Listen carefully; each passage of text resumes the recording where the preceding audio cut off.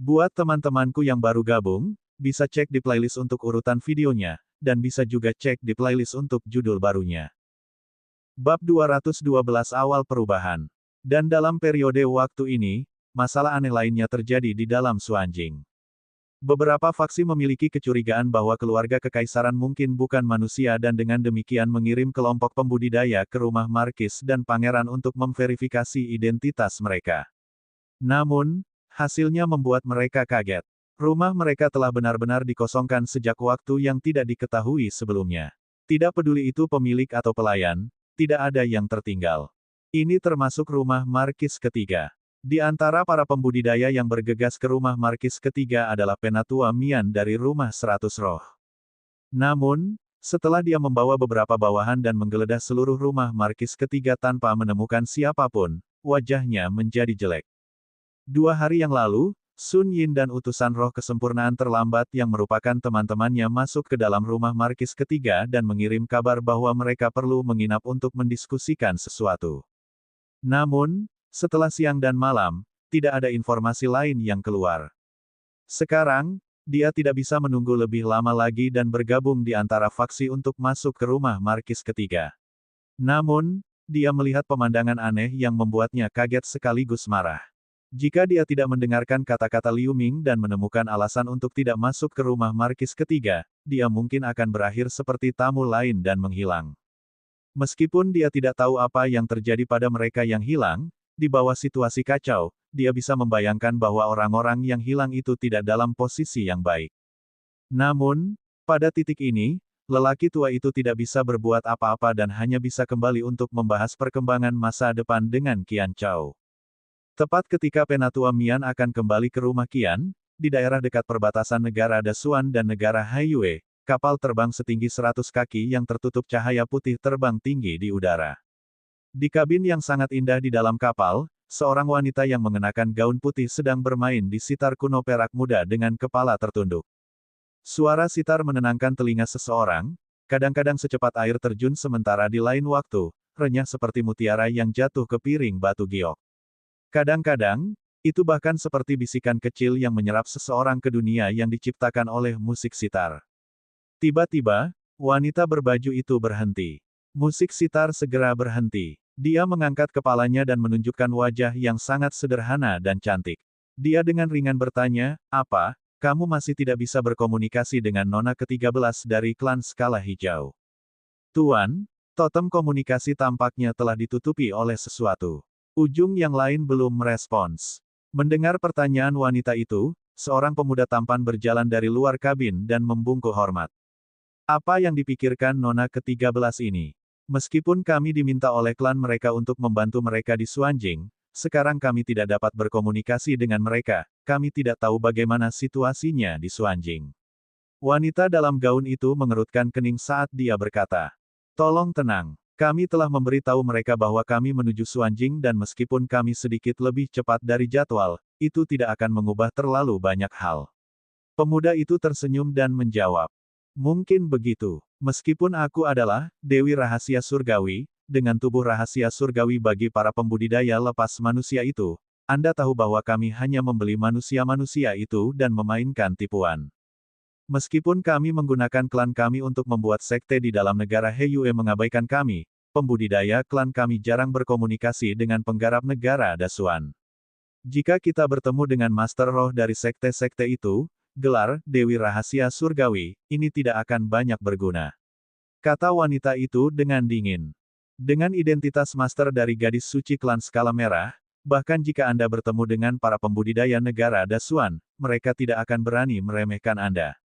Lagi pula, 3 klan kami belum memulai rencana kami dan belum mengobrak-abrik semua sekte di Pulau Yunzhou ini." Pemuda itu berkata dengan percaya diri. "Mudah-mudahan begitu. Namun, karena Suanjing kehilangan komunikasi secara tiba-tiba, saya menjadi sedikit khawatir. Pergi kirim kabar ke klan dan biarkan paman ketiga datang. Bahkan jika dia mulai bepergian lebih lambat dari kita, dengan kecepatannya, dia harus sampai ke Suanjing pada waktu yang hampir bersamaan." Wanita dalam gaun itu berhenti sebelum berkata dengan keyakinan, "Ya, saya akan memberi kabar kepada Tuan ketiga." Ekspresi pemuda itu menjadi serius saat dia setuju dan berjalan keluar. Beberapa saat kemudian, suara sitar sekali lagi terdengar di kapal. Namun, kali ini musik sitar lebih bernada tinggi dengan suara benturan logam membuat siapapun yang mendengarnya merasa darahnya mendidih. Pada saat yang sama, di atas dataran, sebuah kapal tulang putih yang panjangnya lebih dari 300 kaki melesat ke depan sambil dikelilingi oleh untaian gas hitam yang tak terhitung jumlahnya. Di garis depan kapal tulang adalah seorang pria besar mengenakan jubah perak. Dia melihat keluar tanpa ekspresi. Tiba-tiba, langkah kaki terdengar di belakangnya dan seorang wanita cantik berjalan mendekat. Dia diam-diam bertanya, "Lei Senior, meskipun kami menemukan Sir Aceh di Suanjing, sekte kami tidak perlu mengirim Spirit Masters termasuk 2 pemimpin faksi, Anda dan saya." Junior Mei tidak mendengar keseluruhan cerita. Sekte kami mendapat kabar bahwa Sir Aceh merencanakan sesuatu yang besar baru-baru ini dan ditargetkan ke negara-negara di sepanjang laut dan negara-negara yang dekat dengan laut.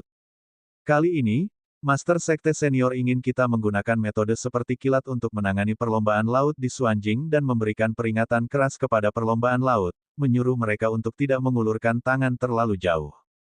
Selain itu, Sekte Bulan Surgawi tampaknya memiliki pemikiran yang sama dan mengirimkan beberapa guru roh. Kali ini, dengan 2 sekte kami bergerak secara bersamaan, bahkan jika perlombaan laut di Suanjing mendapat dukungan, kami akan menjaga semua orang di dalam negara Dasuan dan tidak membiarkan siapapun melarikan diri. Pria besar itu berkata dengan tenang. Untuk melakukan ini tidak terlalu sulit.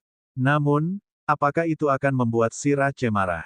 Dengan seberapa besar perlombaan laut, pasti ada beberapa master roh di dalam mereka dan kekuatan mereka bukanlah sesuatu yang dapat dipertahankan oleh beberapa negara kita. Kata-kata Junior Lin salah. Terhadap ras lain ini, kita manusia tidak bisa menunjukkan kelemahan.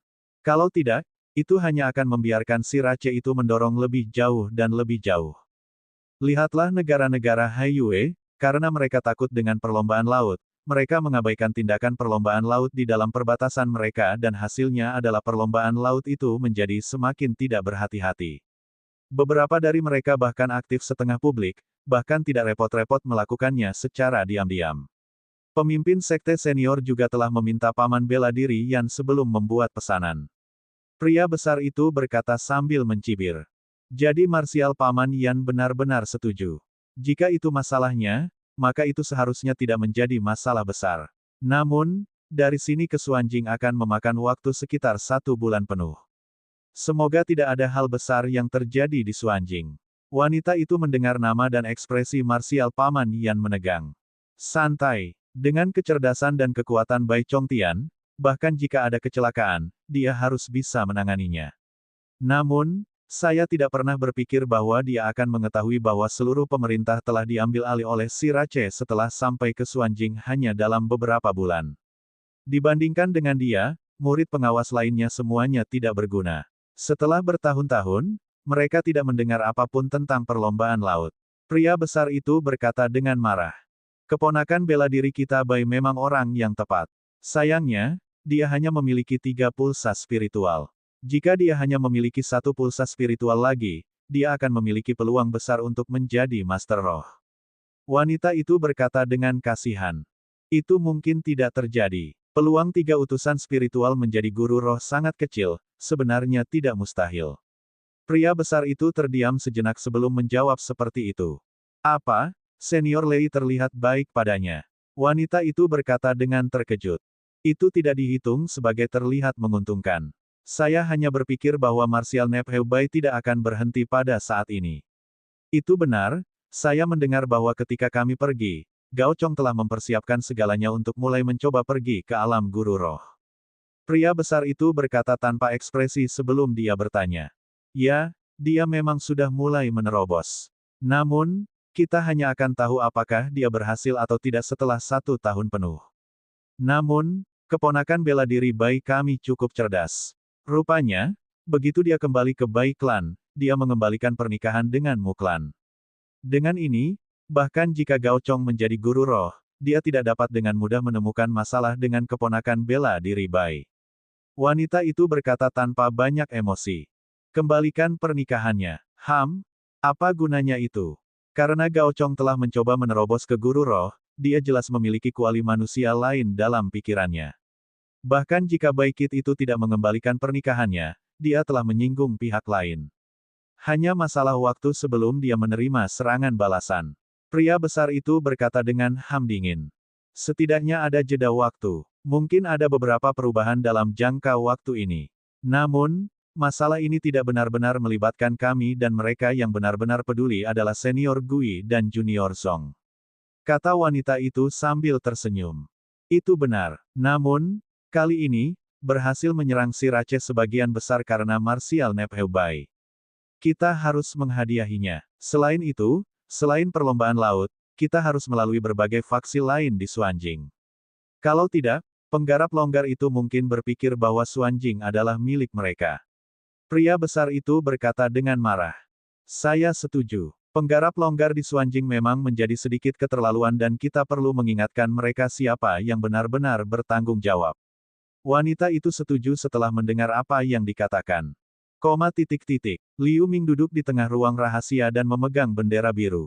Asap hitam keluar dari mulutnya dan mengitari bendera biru dan sepertinya dia berada dalam momen penting untuk pemurnian. Tiba-tiba, dia mengaum pelan dan bendera kecil di tangannya bergetar. Itu memberi kilau besar dan 3 lapis formasi pembatasan biru muncul di atasnya. Dengan sekejap, mereka kemudian menghilang. Selesai. Melihat ini, wajah Liu Ming cukup bersemangat dan dia meraih bendera biru sebelum mendesak Vali-nya untuk menuangkan ke dalam bendera. Bab 213 Formasi Pertempuran. Segera, bendera kecil biru berdengung dan setelah gelombang, titik-titik cahaya biru terbang keluar. Selain itu, titik-titik ini samar-samar membentuk bentuk gelombang yang mengelilingi Liu Ming. Liu Ming terkejut ketika dia mulai mengibarkan bendera dan ombak juga mulai bergerak seolah-olah itu nyata. Tiba-tiba, bendera di tangannya menunjuk beberapa kali ke depan. Kemudian, ombak menggulung dan 7 hingga 8 garis putih tebal melesat dan menabrak dinding. Dinding yang dibentengi sekarang tertutup cahaya yang bergetar. Beberapa lubang, masing-masing berbeda ukurannya, muncul entah dari mana di permukaan batu dinding. Melihat apa yang terjadi, Liu Ming mengerutkan kening. Ini tidak terlalu kuat untuk totem tingkat menengah. Saat dia dikuasai oleh pemikiran ini, dia menarik napas dalam-dalam. Bendera biru kecil itu kabur sebelum dia menancapkan bendera itu ke perutnya dan mulai dengan cepat membuat isyarat tangan. Tubuh Liu Ming menjadi kabur, kemudian berangsur-angsur menjadi transparan sebelum akhirnya larut dalam gelombang, menghilang tanpa jejak sedikit pun.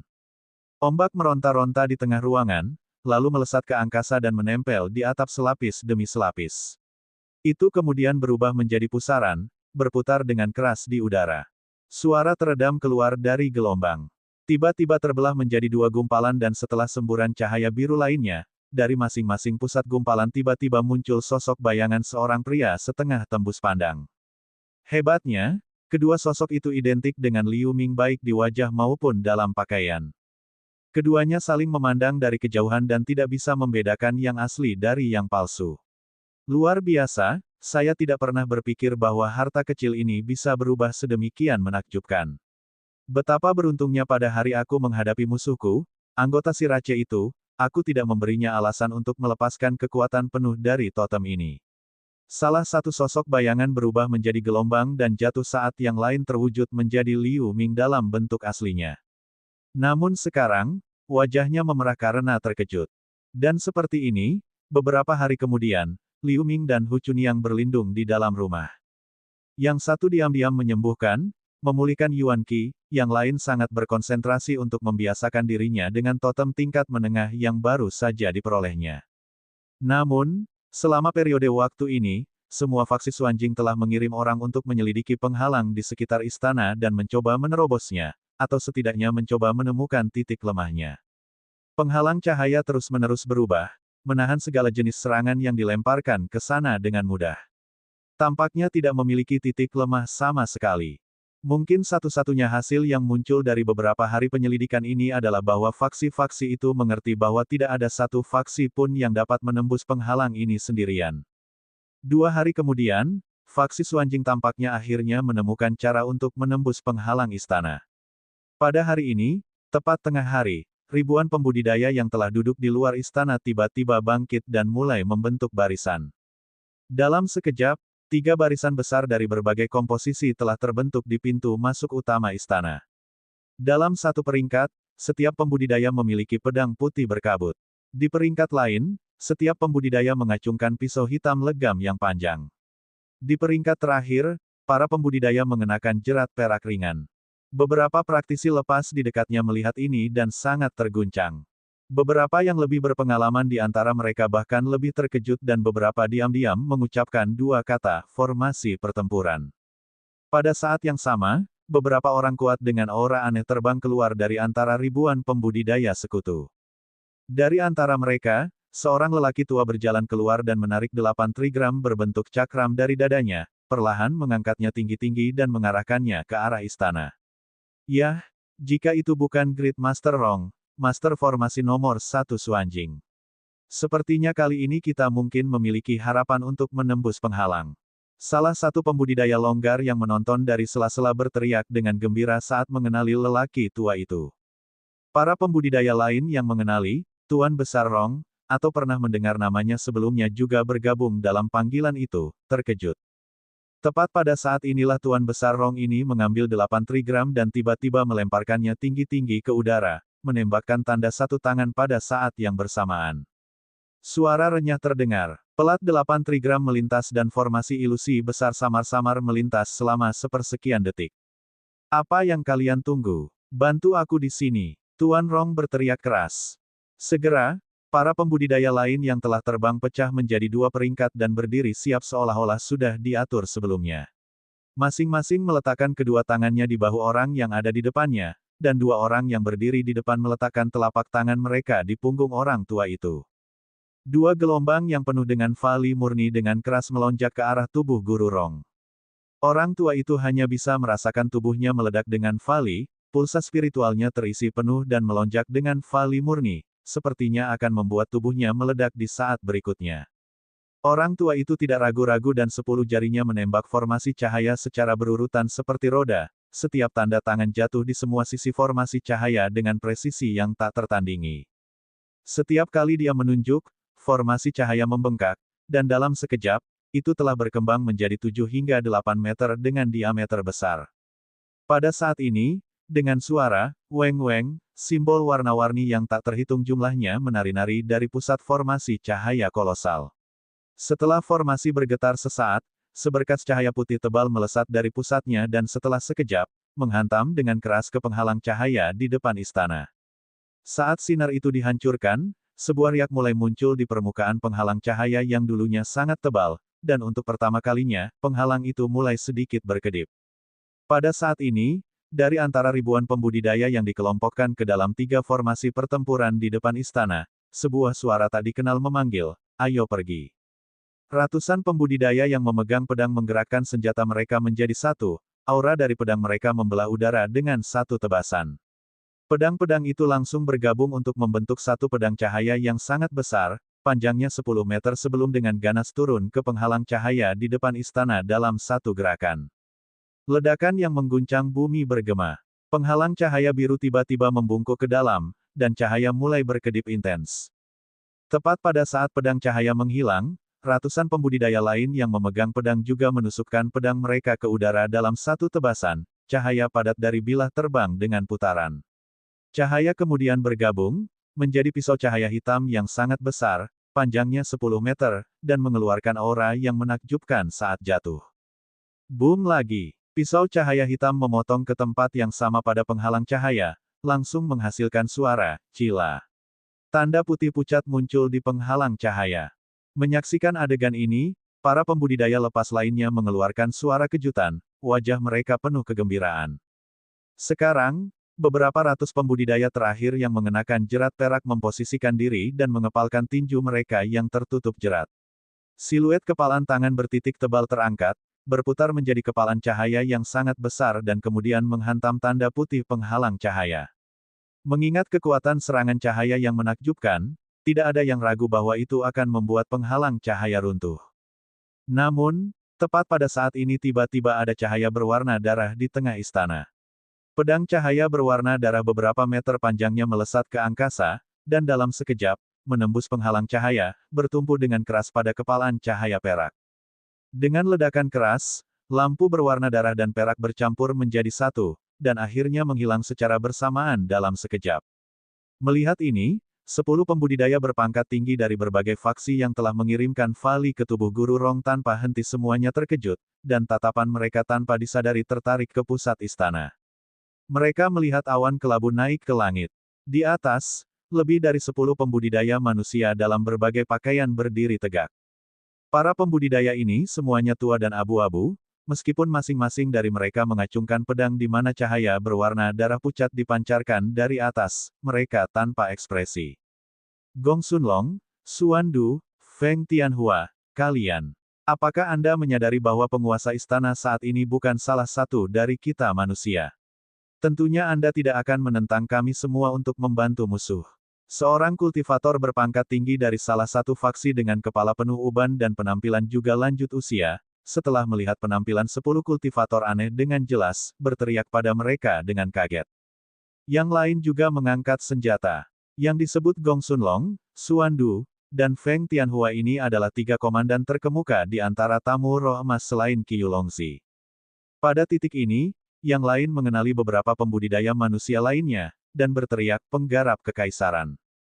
Orang tua lainnya adalah utusan roh yang telah dilatih dengan susah payah oleh keluarga kekaisaran selama tahun ini dan yang luar biasa pada saat itu. Mereka semua berada di peringkat utusan roh kesempurnaan akhir. Tetapi para pembudidaya kekaisaran ini dan 3 tamu roh emas tidak memperhatikan apa yang terjadi di luar penghalang cahaya. Sebaliknya, mereka hanya memegang pedang mereka dan menatap keluar, dengan dingin dan diam-diam. Keanehan pemandangan itu menyebabkan para pembudidaya berpangkat tinggi dari faksi sekutu Xuanjing saling memandang dengan prihatin. Jangan menipu diri sendiri dengan berpikir bahwa mereka akan mendengarkan Anda. Karena mereka telah mempelajari metode kultivasi saya, terserah saya apakah mereka hidup atau mati. Bagaimana mungkin mereka mempertaruhkan nyawa kecil mereka untukmu? Pada saat ini, suara pelan dan berlarut-larut terdengar dari tengah istana.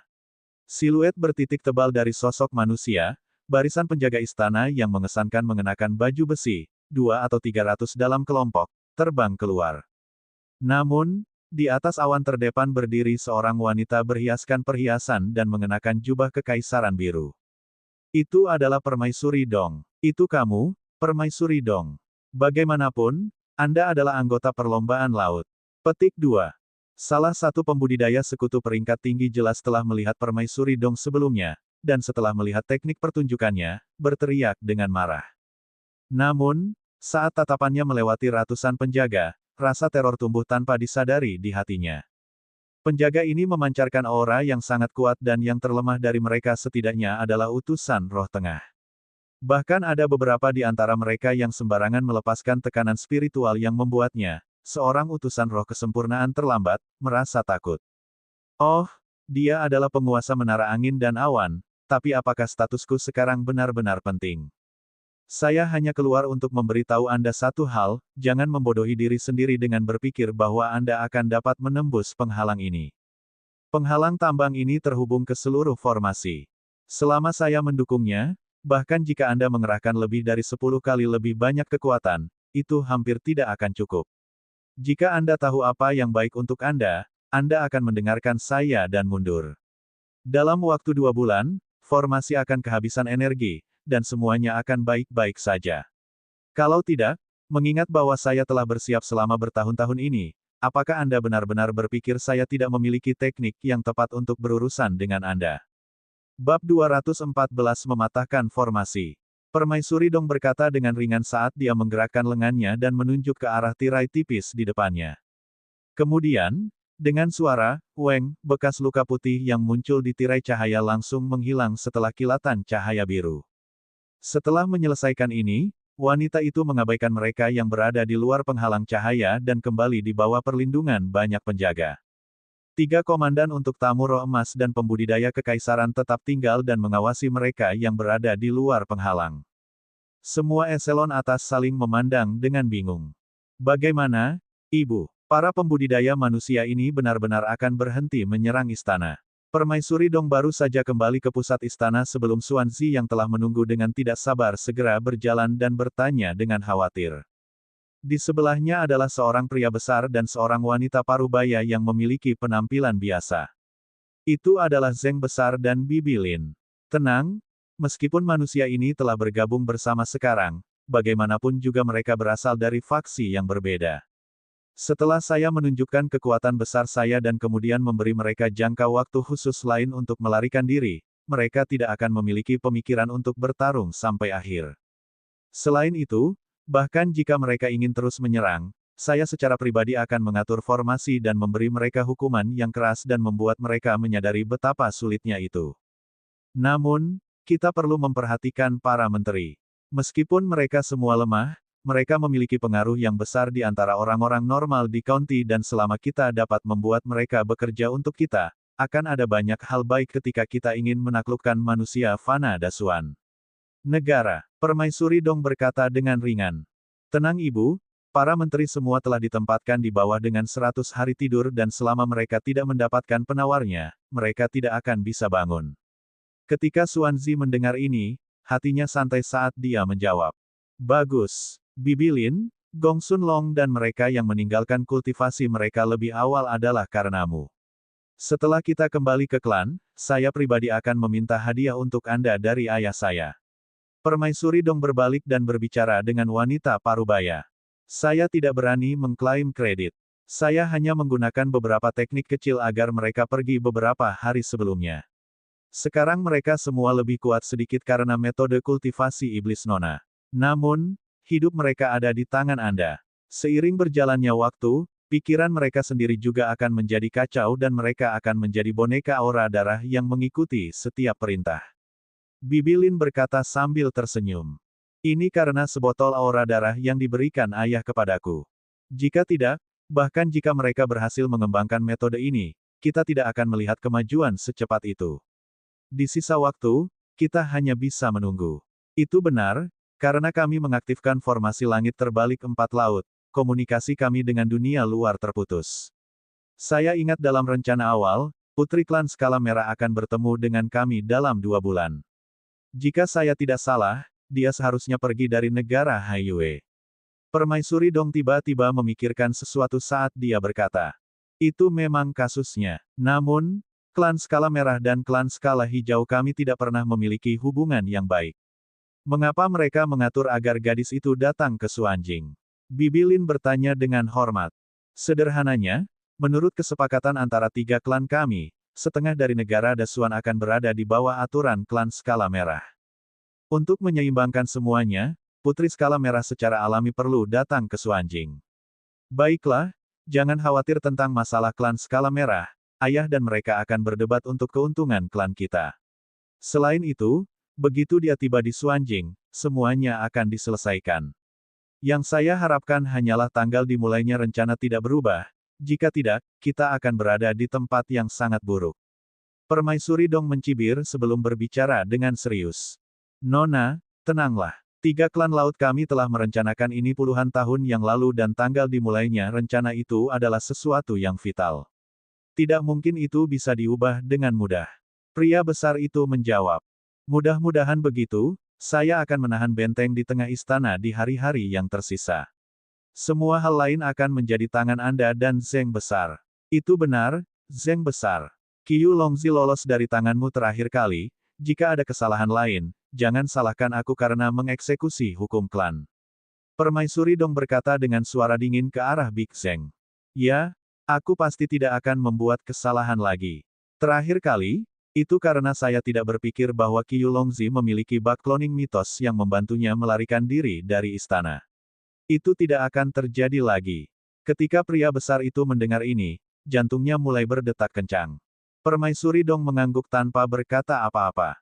Dalam beberapa hari berikutnya, Aliansi Xuanjing mengorganisir beberapa upaya lain untuk menyerang pembatasan di istana tetapi siapapun dapat melihat bahwa meskipun jumlah orang yang menyerang tidak berubah, upaya yang sebenarnya menurun setiap kali serangan itu diorganisir. Dalam serangan terakhir, lebih dari separuh pembudidaya memberi perasaan bahwa mereka ada di sana karena mereka harus dan tidak punya niat untuk benar-benar menggunakan kekuatan. Dengan ini, Eselon atas dari masing-masing faksi mulai saling menyalahkan dan pergi dengan cara yang tidak menyenangkan. Aliansi, meskipun masih ada namanya, tidak memiliki bobot di belakangnya. Tentu saja, tidak ada yang mengatakan apa-apa tentang membubarkan aliansi. Lagi pula, jika dalam 2 bulan, pembatasan Suanjing masih ada, mereka harus bergandengan tangan lagi dan bertarung dengan nyawa mereka di telepon. Segera, seluruh Suanjing berubah dari mendidih menjadi tenang. Setengah bulan kemudian, sebuah perahu tulang besar yang memiliki gas hitam berputar-putar di sekitarnya muncul 7 hingga 8 mil dari Suanjing.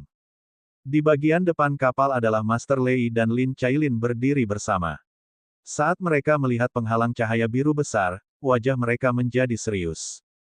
Dengan jumlah air yang mengejutkan yang dikaitkan dengan kekuatan roh, itu pasti perlombaan laut yang telah melakukan sesuatu.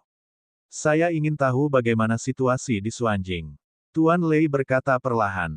Karena anak-anak muda Sirace ini menggunakan pembatasan, mereka jelas tidak bisa melawan para pembudidaya lepas di kota dengan kekuatan mereka sendiri.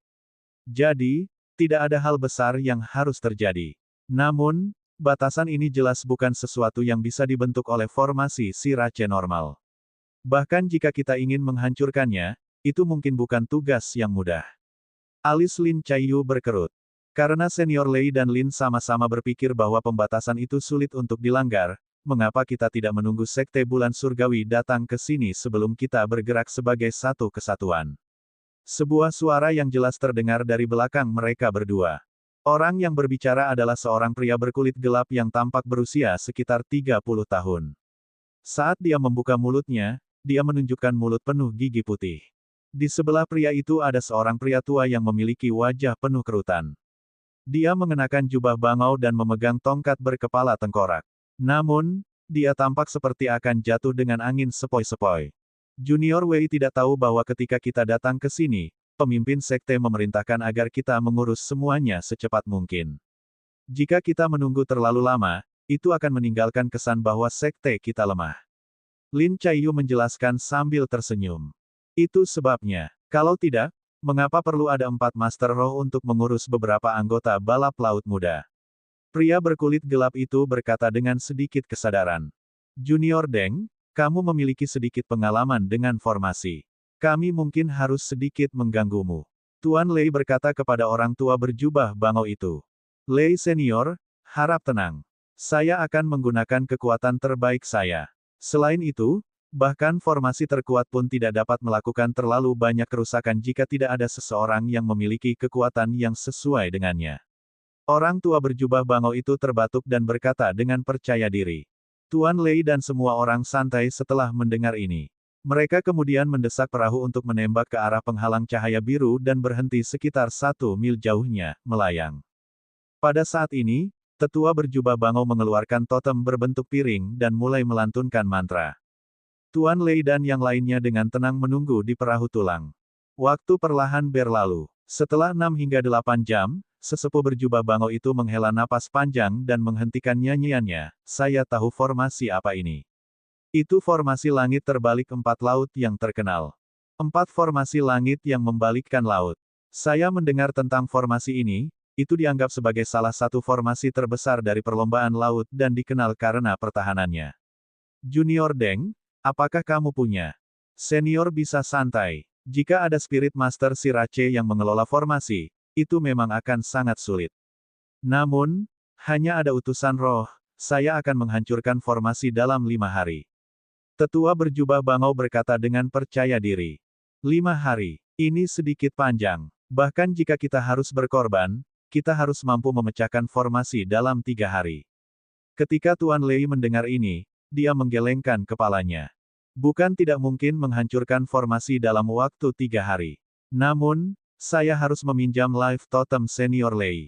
Pria tua itu berhenti sebelum berbicara dengan tulus. Totem hidupku. Tidak ada masalah. Ketika pria besar itu mendengar ini, dia setuju tanpa ragu-ragu. Besar. Kemudian, saya berharap Junior Wei dan Senior Lin dapat membantu dalam tindakan berikut. Saya akan mulai meletakkan beberapa taktik untuk membantu memecahkan formasi. Pria berjubah bangau itu berkata dengan serius. Tentu saja, tidak ada yang keberatan. Di waktu berikutnya, mereka mendaratkan perahu tulang di dalam hutan lebat. Selama beberapa hari berikutnya, mereka memindahkan perahu tulang di sekitar dan di bawah instruksi sesepuh berjubah bangau, menempatkan berbagai formasi penangkal. Pada hari ketiga, ada panggung batu besar yang telah didirikan semalam muncul di depan gerbang barat Suanjing. Di bawah perlindungan 3 master roh lainnya, sesepuh berjubah bangau muncul di atas panggung. Dengan goyangan lengan sesepuh, bendera formasi merah-merah yang tak terhitung jumlahnya melesat keluar dan setelah sekejap, menempel di sekitar panggung batu, membentuk formasi yang aneh. Penatua berjubah bangau berdiri di tengah formasi dan setelah membuat teknik satu tangan, bendera formasi merah di sekitarnya mulai berdengung. Gelombang panas meluncur dan hanya dalam hitungan detik, membentuk awan merah muda di atas panggung batu. Awan api ini mulai berputar dan bergerak di bawah tindakan sesepuh dan setelah waktu yang dibutuhkan untuk makan, itu sekitar 1 hektar besar dan hampir menutupi seluruh panggung batu di bawahnya. Bab 215 Zhou Tianhe. Penatua berjubah bangau tiba-tiba mengangkat tongkatnya dan melambaikannya ke awan api dengan kecepatan kilat.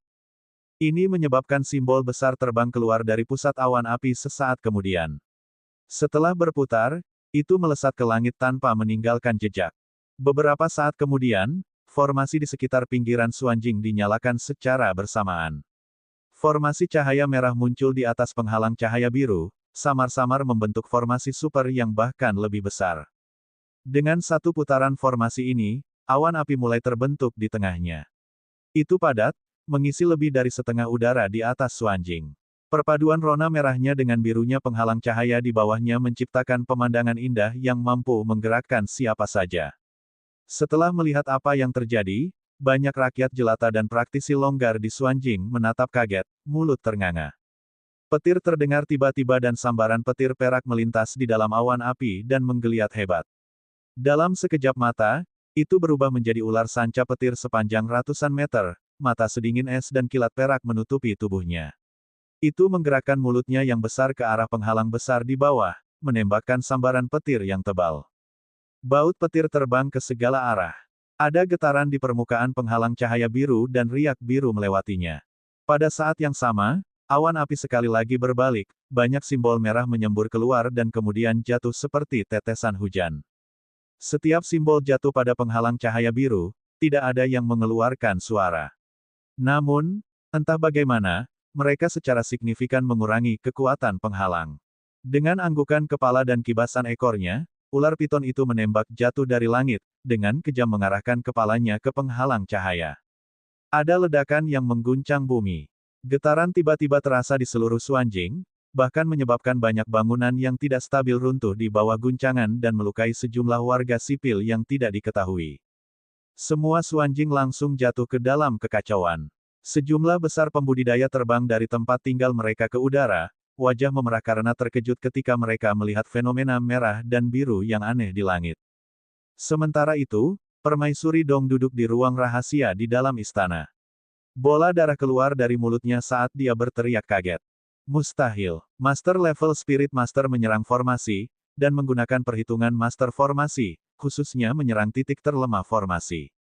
Ini tidak akan berhasil, jika semuanya terus berlanjut. Seluruh formasi tidak akan dapat menopang dirinya sendiri dalam waktu singkat. Penghalang di sekitar Suanjing harus ditinggalkan.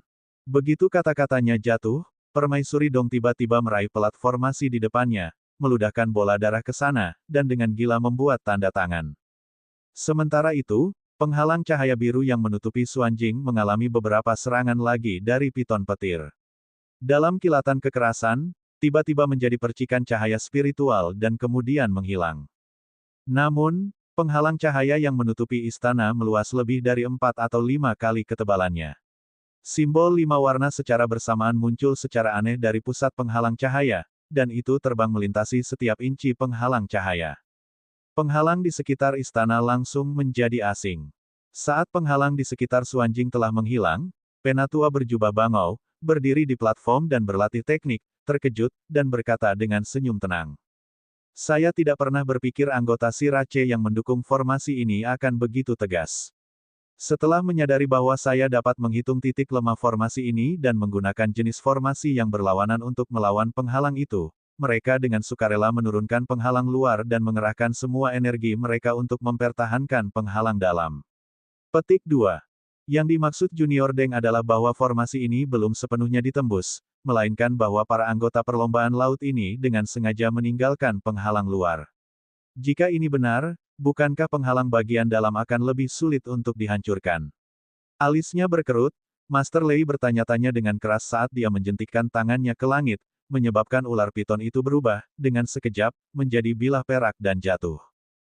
Tidak jelas, saya perlu melihat penghalang dalam untuk diri saya sendiri untuk dapat mengatakan dengan pasti, jawab tetua berjubah bangau itu. Kalau begitu, mari kita pergi untuk melihatnya. Junior Wei, tolong panggil keponakan Bai dan suruh dia datang menemui kami. Ada beberapa hal yang ingin saya bicarakan dengannya secara pribadi, kata Master Lei ketika sesuatu yang lain terjadi padanya.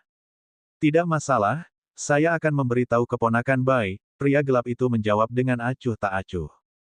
Dengan itu, dia mengeluarkan lempeng teknik bundar di tubuhnya dan membuat beberapa gerakan cepat di udara dengan satu tangan, sebelum kemudian mengganti lempeng teknik seolah-olah tidak ada yang terjadi. Sementara itu, Liu Ming duduk di ruang rahasia dengan mata tertutup. Tiba-tiba, suara "weng weng" datang dari tubuhnya. Matanya terbuka. Dia menggulung lengan bajunya dan sebuah piring teknik muncul di tangannya. Saat dia melihatnya bergetar dengan lembut, beberapa simbol perak muncul di permukaannya. Dengan hanya beberapa pandangan, ekspresi kegembiraan terbentuk di wajah Liu Ming. Dia segera berdiri, mengambil piring teknik, mendorong pintu hingga terbuka dan meninggalkan ruang rahasia. Tetapi ketika dia memasuki kediaman, dia segera melihat Hu Chunniang datang dari kamar tidur, wajah gadis itu juga penuh kegembiraan. Junior Bai, para tetua dari Sekte Bulan Surgawi kami telah tiba di Suanjing. Saya akan pergi dan menyambut mereka, kata gadis itu tanpa ragu ketika dia melihat Liu Ming. Kebetulan sekali, saya baru saja menerima kabar juga. Dukungan dari Sekte Hantu Barbar kami juga telah tiba. Jika Anda dan saya dapat menerima informasi ini, mungkinkah penghalang perlombaan laut telah dihancurkan? Liu Ming agak terkejut, meskipun setelah beberapa pemikiran, tiba-tiba mengerti. Itu hanya bisa seperti itu. Karena itu, mari kita pergi bersama. Petik 2. Mendengar kata-kata ini, Hu Chunniang agak tidak yakin, meskipun sedikit senyum juga terlihat di wajahnya. Maka, dengan beberapa kata mendesak, Liu Ming meninggalkan tempat tinggal bersama Hu Chunniang, yang satu mengenakan jubah hijau muda, yang lain menutupi wajah dengan syal. Di luar istana, di depan penghalang cahaya biru, ada perahu tulang putih dengan gas hitam berputar-putar di sekitarnya dan kereta terbang perunggu muda, saling berhadapan di kejauhan. Di depan perahu tulang, Tuan Lei dan 4 lainnya berdiri bahu-membahu. Di seberangnya, di atas kereta terbang perunggu muda, berdiri 2 wanita dan 1 pria. Salah satu wanita berusia 27 tahun dan yang lainnya berusia 30-an, keduanya dengan fitur wajah yang elegan. Masing-masing dari mereka membawa 2 pedang di punggung mereka, 1 kuning dan 1 hijau muda. Sebaliknya, pria itu tampaknya berusia 40-an. Jubah putih menutupi tubuhnya, sabuk giok di pinggangnya, dan senyum di wajahnya, dia menimbulkan perasaan nyaman pada orang lain yang tidak mudah dijelaskan. Zhou Tianhe, kamu tiba tepat waktu. Kami telah mencoba segalanya untuk menembus formasi Sirace, Anda dan Sekte Bulan Surgawi Anda telah tiba tepat pada waktunya. Master Lei mengarahkan kata-katanya kepada orang-orang yang berseberangan dengannya. Di bawah tatapan kagum dari orang-orang di dalam Suanjing, keempatnya telah pindah ke bagian luar istana. Saat mereka berencana untuk membuka penghalang dalam sekaligus, 3 Master Roh dari Sekte Bulan Surgawi terbang dengan cepat ke arah mereka dengan kereta terbang. Pemimpin mereka tidak lain adalah pembudidaya pedang pria tingkat Master Roh yang paling terkenal di Sekte Bulan Surgawi, Zhou Tianhe. Ini secara alami menyebabkan Guru Lei dan yang lainnya melanjutkan dengan hati-hati. Saya tidak berpikir bahwa Senior Lei akan sampai di sini begitu cepat. Saya berasumsi bahwa 2 junior perempuan yang lebih muda dan saya akan sampai di sini selangkah lebih maju dari Anda dan sekte Anda. Bagaimana dengan ini, Senior Lei? Karena Anda dan orang-orang Anda telah bekerja keras di penghalang luar, bagaimana dengan kita Sekte Bulan Surgawi menerobos penghalang ini yang kita lihat di depan kita? Saya bahkan telah membawa petir Ibu Bintang 9, yang mungkin akan lebih dari cukup untuk menghadapi penghalang ini, pria berjubah putih dari Sekte Bulan Surgawi berkata sambil tersenyum. Petir ibu anak bintang 9. Tuan Lei tersentak ketika mendengar ini. Lin Chayu dan 3 lainnya bahkan lebih terkejut. Baiklah, saya telah mendengar tentang ketenaran petir ini dan diklaim setara dengan kekuatan kristal level Spirit Master. Saya akan menunggu dan melihat apa yang terjadi. Kulit Master Lei berubah beberapa warna, dan dia perlahan menganggukkan kepalanya. Hehe, kalau begitu aku akan pergi dulu, kata Zhou Tianhe sambil tersenyum. Dia kemudian menarik dari lengan bajunya sebuah kotak giok hitam muda dengan 3-4 mesin terbang emas di permukaannya. Tepat ketika dia akan membuka kotak itu, di kejauhan ada riak di udara, dan 2 awan, 1 hitam dan 1 putih, terbang. Sepertinya murid pengawas dari 2 sekte kita telah tiba. Bagaimana kalau kita mendengar apa yang mereka katakan sebelum kita melanjutkan? Melihat ini, pria berjubah putih itu menghentikan apa yang dia lakukan dengan tangannya dan berbicara sambil tersenyum. Ini sepenuhnya terserah rekan Zhou, saya tidak punya pendapat tentang masalah ini. Setelah mengamati siluet yang berdiri di atas awan yang terbang dengan cara yang sama, Master Lei berbicara tanpa komitmen.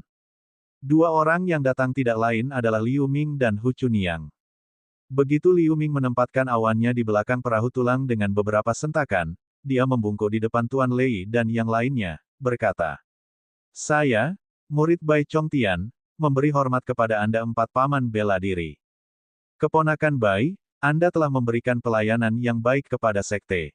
Namun, beberapa detail dalam komunikasi yang Anda kirim tidak jelas.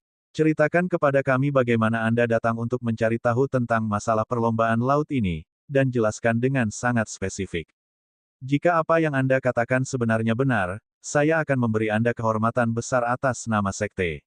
Setelah melirik Liu Ming, Guru Lei berbicara, tanpa ekspresi. Ya, pada hari saya tiba di Xuanjing, saya pertama kali pergi ke rumah 100 roh sebagai tamu, dan tak lama setelah itu, Liu Ming mengucapkan kata-kata ini, meluncurkan narasinya tanpa ragu-ragu. Akhirnya, saya memenggal 2 anggota pasca transformasi dari Sirace, dan meninggalkan salah satu lengan mereka. Baru pada saat itulah saya mengkonfirmasi dengan senior Hu bahwa istana telah diambil alih oleh Sirace, dan mengirim kabar ke sekte secepat yang saya bisa. Mengenai skala hijau muda dan lengan itu, aku telah menjaga mereka di sisiku sepanjang waktu. Di sini mereka. Setelah Liu Ming selesai berbicara, dia menarik dari dadanya sebuah storage glip sederhana yang cacat. Dia mengangkatnya di antara jari-jarinya di angin dan itu pecah. Dalam kilatan cahaya putih, sisik hijau muda dan lengan yang terputus ditutupi sisik hijau muda dan sedikit layu di tempat yang telah dipotong jatuh ke tanah. Tatapan Master Lei langsung dialihkan, dan dengan 1 sendok tangannya di udara, mengambil kedua benda itu. Setelah beberapa saat pemeriksaan yang cermat, tanpa jejak ekspresi di wajahnya, dia mengambil 2 item dan memberikan 1 kepada Lin Chayu dan yang lainnya kepada tetua berjubah bangau, yang berdiri di sampingnya. Sangat bagus, ini sebenarnya adalah lengan Sirace asli, dan tampaknya telah terputus sekitar sebulan yang lalu. Meskipun aura di sekitar skala ini lemah, itu masih membawa jejak aura Sirace. Setelah beberapa saat, Lin Chayu dan tetua berjubah bangau mengangguk setuju. Hebat, keluarkan papan nama Anda. Sebagai hadiah untuk layanan yang telah Anda berikan, sekte akan memberi Anda 5.000 poin kontribusi, serta glip yang menyelamatkan jiwa. Master Lei menarik dari lengan bajunya sebuah tongkat pendek berwarna emas pucat, berbicara dengan tenang. Bab 216 Merah Ketiga. Glip yang menyelamatkan nyawa. Liu Ming tercengang. Namun, dia langsung bereaksi dengan mengeluarkan papan namanya, menyerahkannya dengan kedua tangan. Master Lei hanya menyodok papan nama dengan lembut sebelum menarik tongkat emas kembali, menggantinya dengan mesin terbang emas. Dia menyerahkannya kepada Liu Ming. Ini adalah glif cahaya keemasan, glif pelarian udara atribut emas yang sangat langka. Jika Anda bertemu lawan yang terlalu kuat, yang Anda butuhkan hanyalah menariknya keluar. Anda akan bisa lolos dengan kecepatan yang luar biasa. Bahkan Spirit Master biasa tidak akan bisa mengejarmu. Suara Master Lei terdengar di samping telinganya pada saat yang bersamaan. Terima kasih banyak, Paman. Tentu, Liu Ming sangat gembira setelah mendengar ini. Dia menyingkirkan mesin terbang emas dengan hati-hati sebelum melangkah ke samping dengan hormat.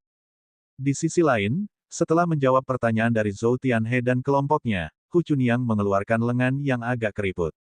Setelah memeriksa lengannya, Zhou Tianhe mengangguk dengan wajah serius, dan wanita berusia 30 tahun itu mengetuk lengannya dengan satu jari. Bola api merah muncul. Lengan yang terputus kemudian mulai terbakar dalam api. Namun, sesaat kemudian, sesuatu yang aneh terjadi. Apa yang tampak seperti lengan terpenggal yang hampir terbakar menjadi abu tiba-tiba menjadi mengembang, dan warna nyala api berubah menjadi hijau kusam. Rekan Lei, sepertinya orang dari Sirace ini bukan sembarang Sirace. Darah bangsawan ada di lengan ini. Jika bangsawan Sirace menghuni tanah ini, kita mungkin harus mengubah rencana awal kedua sekte kita. Zhou Tianhe berkata kepada Tuan Lei, wajahnya sedikit berubah dari menyaksikan pemandangan itu. Darah bangsawan. Ini memang tidak terduga. Untuk dikirim ke tempat seperti Xuanjing dalam misi berisiko tinggi, bagaimanapun, tampaknya bangsawan ini bukan seseorang yang terlalu penting di rumah Sirace. Guru Lei menanggapi setelah mendengar kata-kata Zhou Tianhe. Itu tetap kemungkinan. Hal ini sangat penting, kita tidak bisa mengambil risiko terlalu mudah. Berikut adalah proposal. Kedua sekte kami telah merencanakan untuk membantai semua Sirace saat terlihat, tapi bagaimana kalau menyelamatkan para pemimpin saja? Sirace biasa mati seperti yang direncanakan, dan kita bisa mencoba menginterogasi para pemimpin ini setelah menangkap mereka. Pria berjubah putih itu angkat bicara setelah beberapa pemikiran. Tidak apa-apa. Tampaknya menunjukkan keraguan, Tuan Lei perlahan mengangguk.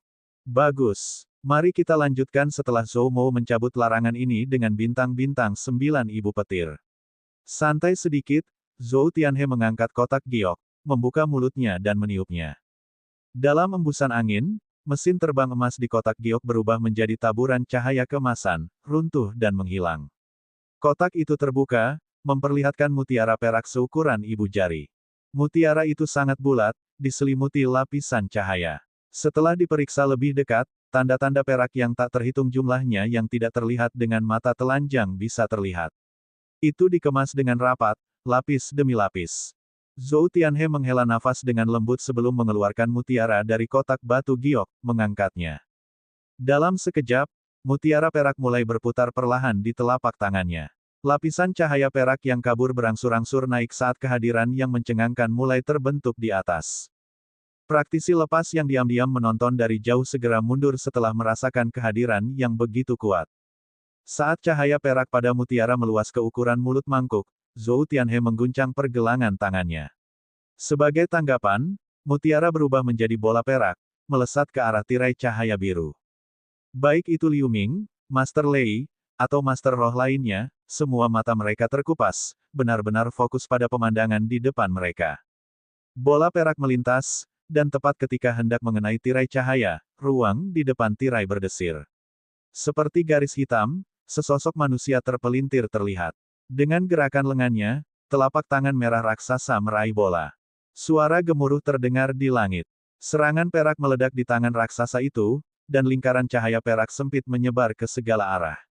Tidak hanya mengguncang perahu tulang dan pamflet perunggu, itu bahkan mempengaruhi tirai cahaya di dekatnya. Sepertinya itu akan runtuh menjadi abu setiap saat. Siapa ini? Master Lei dan Master Roh Sekte Hantu Barbar mengambil pose hati-hati saat menyaksikan pemandangan ini, dan begitu pula Zhou Tianhe dan kelompoknya. Kedua biarawati itu bahkan menarik pedang panjang mereka dari punggung mereka. Hah, manusia biasa berani melambaikan senjata mereka di depanku. Anda tidak harus menghargai hidup. Petik 2. Saat telapak tangan merah menghilang, bentuknya terpelintir. Dari kabur-kabur, seorang pria parubaya kurus muncul, alisnya terbakar kuning. Pria itu mengenakan baju kulit biru, dan dia mengenakan gelang hitam di masing-masing tangannya. Sebuah kristal merah seukuran kacang tertanam di antara alisnya. Dia tertawa dingin ketika dia menatap orang-orang di bawahnya. Perlombaan laut tingkat kristal. Lin Chayu berteriak saat melihat kristal merah di antara alis pria kurus itu.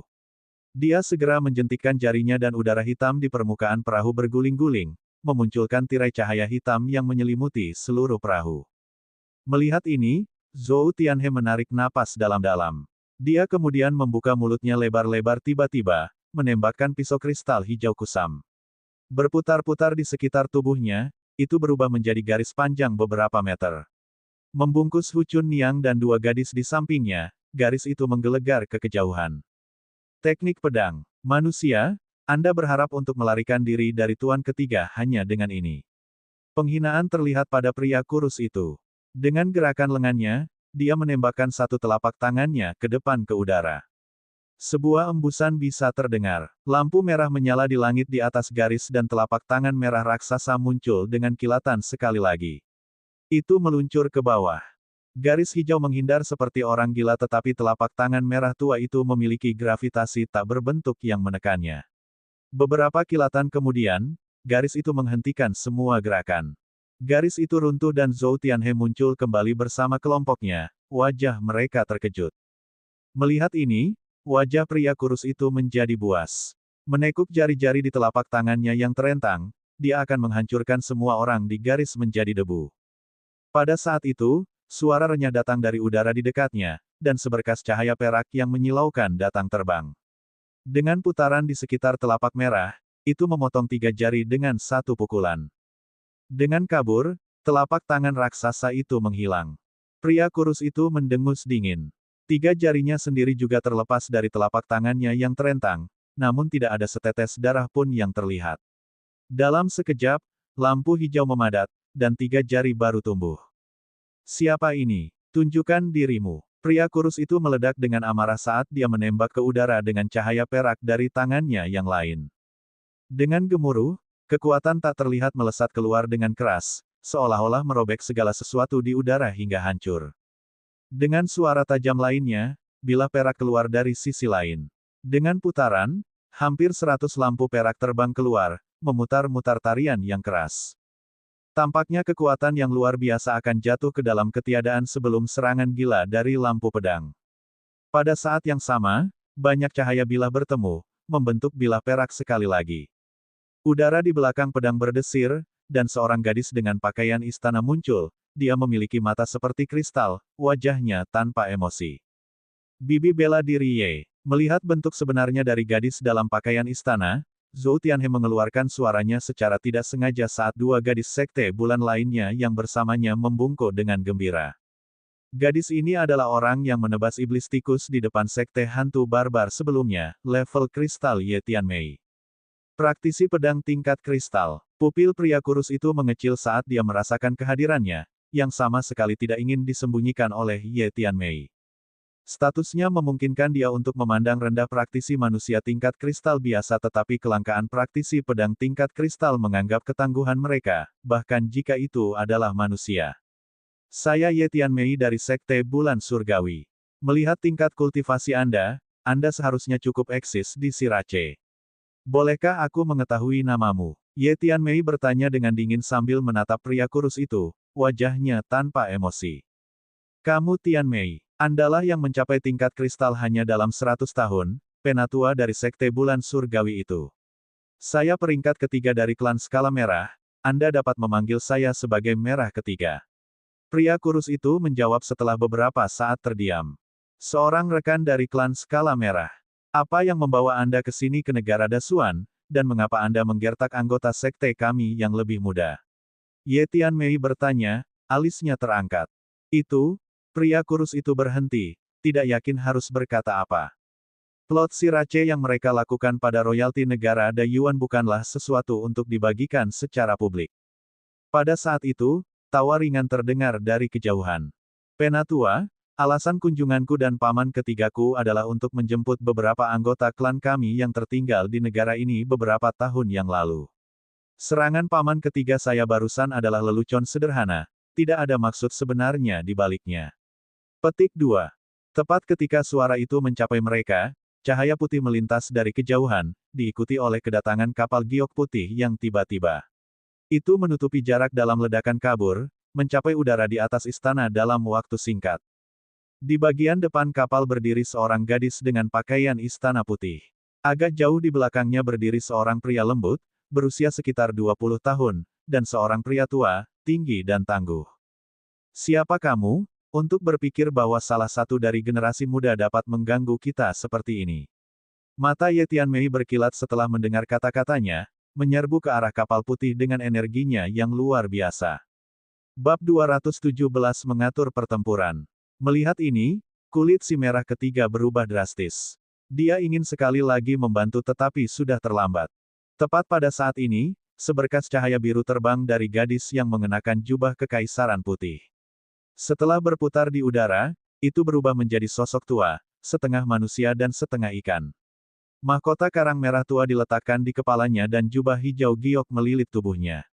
Dengan kedipan matanya dan tarikan lengan bajunya, aura kuat keluar darinya.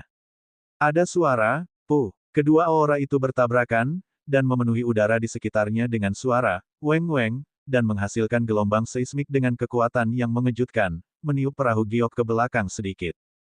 Meskipun kulit gadis yang mengenakan jubah kekaisaran putih dan dua orang lainnya bersamanya berubah secara dramatis, mereka tidak mengalami luka apapun. Menggunakan kristal level spirit glimpse Anda yang lain, sepertinya Anda bukan keturunan biasa dari klan skala merah. Ye Tianmei mengamati bahwa serangan cerobohnya tidak berhasil tetapi tidak memiliki keinginan untuk menyerang lagi. Saat dia menatap ke arah gadis berjubah kekaisaran putih, bagaimanapun, dia secara tidak sadar merasa sedikit lebih mengesankan. Beruntung keponakan rahasia surgawi tidak terluka dalam serangan ini, jika tidak, Sekte Bulan Surgawi Anda dan klan skala merah saya akan berperang. Setelah melihat bahwa Dewi Rahasia Surgawi tidak terluka, Tertret menghela napas dalam-dalam saat dia berbicara. Seperti hantu, tubuhnya menguap menjadi kabut dan muncul di perahu batu giok, jelas waspada terhadap serangan lebih lanjut dari Ye Tianmei pada Dewi Rahasia Surgawi. Gadis berjubah kekaisaran putih dan dua lainnya dengan dia buru-buru membungkuk ke arah pria kurus. Rahasia Surgawi. Mungkinkah dia adalah Saint Maiden dari klan skala merahmu? Mendengar ini, Ye Tianmei tampaknya cukup terkejut. Saya memang rahasia surgawi, saya tidak pernah membayangkan bahwa Penatua Ye tahu nama saya. Saya benar-benar tersanjung. Dewi Rahasia Surgawi telah terkejut oleh serangan mendadak Ye Tianmei.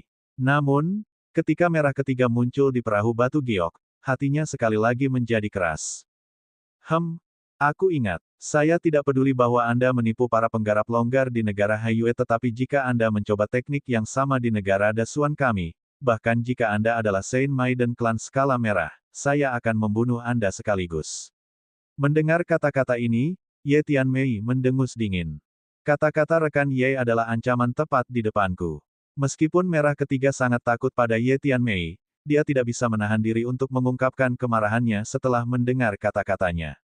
Itu bukan ancaman tetapi klan skala merah Anda sebaiknya tidak melakukan di negara Dasuan kami apa yang Anda lakukan di negara Haiyue.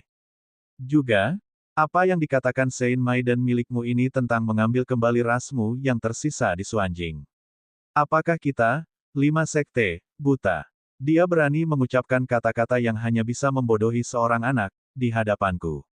Sekarang saya di sini, apakah Anda benar-benar berpikir Anda akan diizinkan untuk membawa orang-orang Anda kembali dengan beberapa basa-basi? Ye Tianmei menjawab, alisnya perlahan terangkat. Mendengar kekasaran dalam pidato Ye Tianmei, ada sedikit perubahan pada kulit merah ketiga dan rahasia surgawi. Mereka saling melirik dan pria kurus itu berkata dengan nada geli, jika rekan Ye benar-benar ingin bersikap tidak sopan, maka izinkan saya bertanya, bagaimana saya bisa diizinkan untuk menghapus klan saya? Rekan Ye tidak boleh salah bahwa karena tanah ini milik ras Anda dapat membuat tuntutan yang berlebihan. Jika saya memilih untuk terlibat dalam metode apapun, saya masih dapat mendatangkan malapetaka di Kabupaten Dasuan Anda. Kata merah ketiga dengan sinis. Saya tidak pernah berpikir bahwa ini adalah wajah sebenarnya dari penggarap tingkat kristal balap laut yang terkenal. Seperti yang Anda katakan, kecuali ada penggarap tingkat kristal lainnya yang muncul, kami berdua memang takut satu sama lain dan tidak ingin berperang di sini untuk memicu perang penuh antara dua ras kami. Jangan katakan bahwa saya tidak menunjukkan rasa hormat kepada Anda, rekan Red. Kami akan mengadakan kompetisi untuk menentukan apakah Anda dapat mengeluarkan 3 orang ras Anda dari istana atau tidak. Yang lain harus mengorbankan diri mereka sebelum aku. Bagaimanapun, masalah ini adalah si Race Anda yang membuat masalah di negara Dasuan saya. 5 sekte kita harus menjadi contoh. Ye Tianmei terdiam sesaat sebelum berbicara dengan ringan. Apa, orang ini bermaksud agar saya memberitahu anggota klan saya untuk mengorbankan diri mereka sendiri? Mendengar kata-kata ini, wajah merah ketiga penuh amarah. Jika orang ini tidak setuju, maka Ye Tianmei tidak punya pilihan selain melibatkanmu dalam pertempuran hidup atau mati. Jika Anda memilih untuk tidak melawan dan membalas dendam terhadap junior, saya, Ye Tianmei memperingatkan Anda, untuk setiap anggota junior dari 5 sekte kami yang Anda bunuh, saya akan melakukan perjalanan ke kedalaman laut untuk membunuh 10 anggota Sirache of the Sirache, pangkat yang sama. Mata kristal Ye Tianmei memancarkan cahaya dingin, dan dia berbicara tanpa ekspresi. Tekad dalam suaranya terlihat jelas bagi semua orang. Mendengar ini, kulit Third berubah drastis. Jika benar-benar ada penggarap pedang tingkat kristal di laut yang membunuh anggota biasa dari perlombaan laut ke kiri dan ke kanan, kengerian yang luar biasa dari pembantaian ini terlalu berat untuk ditanggungnya. Penatua Ye tidak perlu marah. Paman ketiga saya belum mengatakan secara pasti bahwa dia tidak akan menerima usul Anda. Tapi apa maksudmu ketika kamu mengatakan bahwa sebuah kompetisi akan menentukan orang-orang yang akan disingkirkan?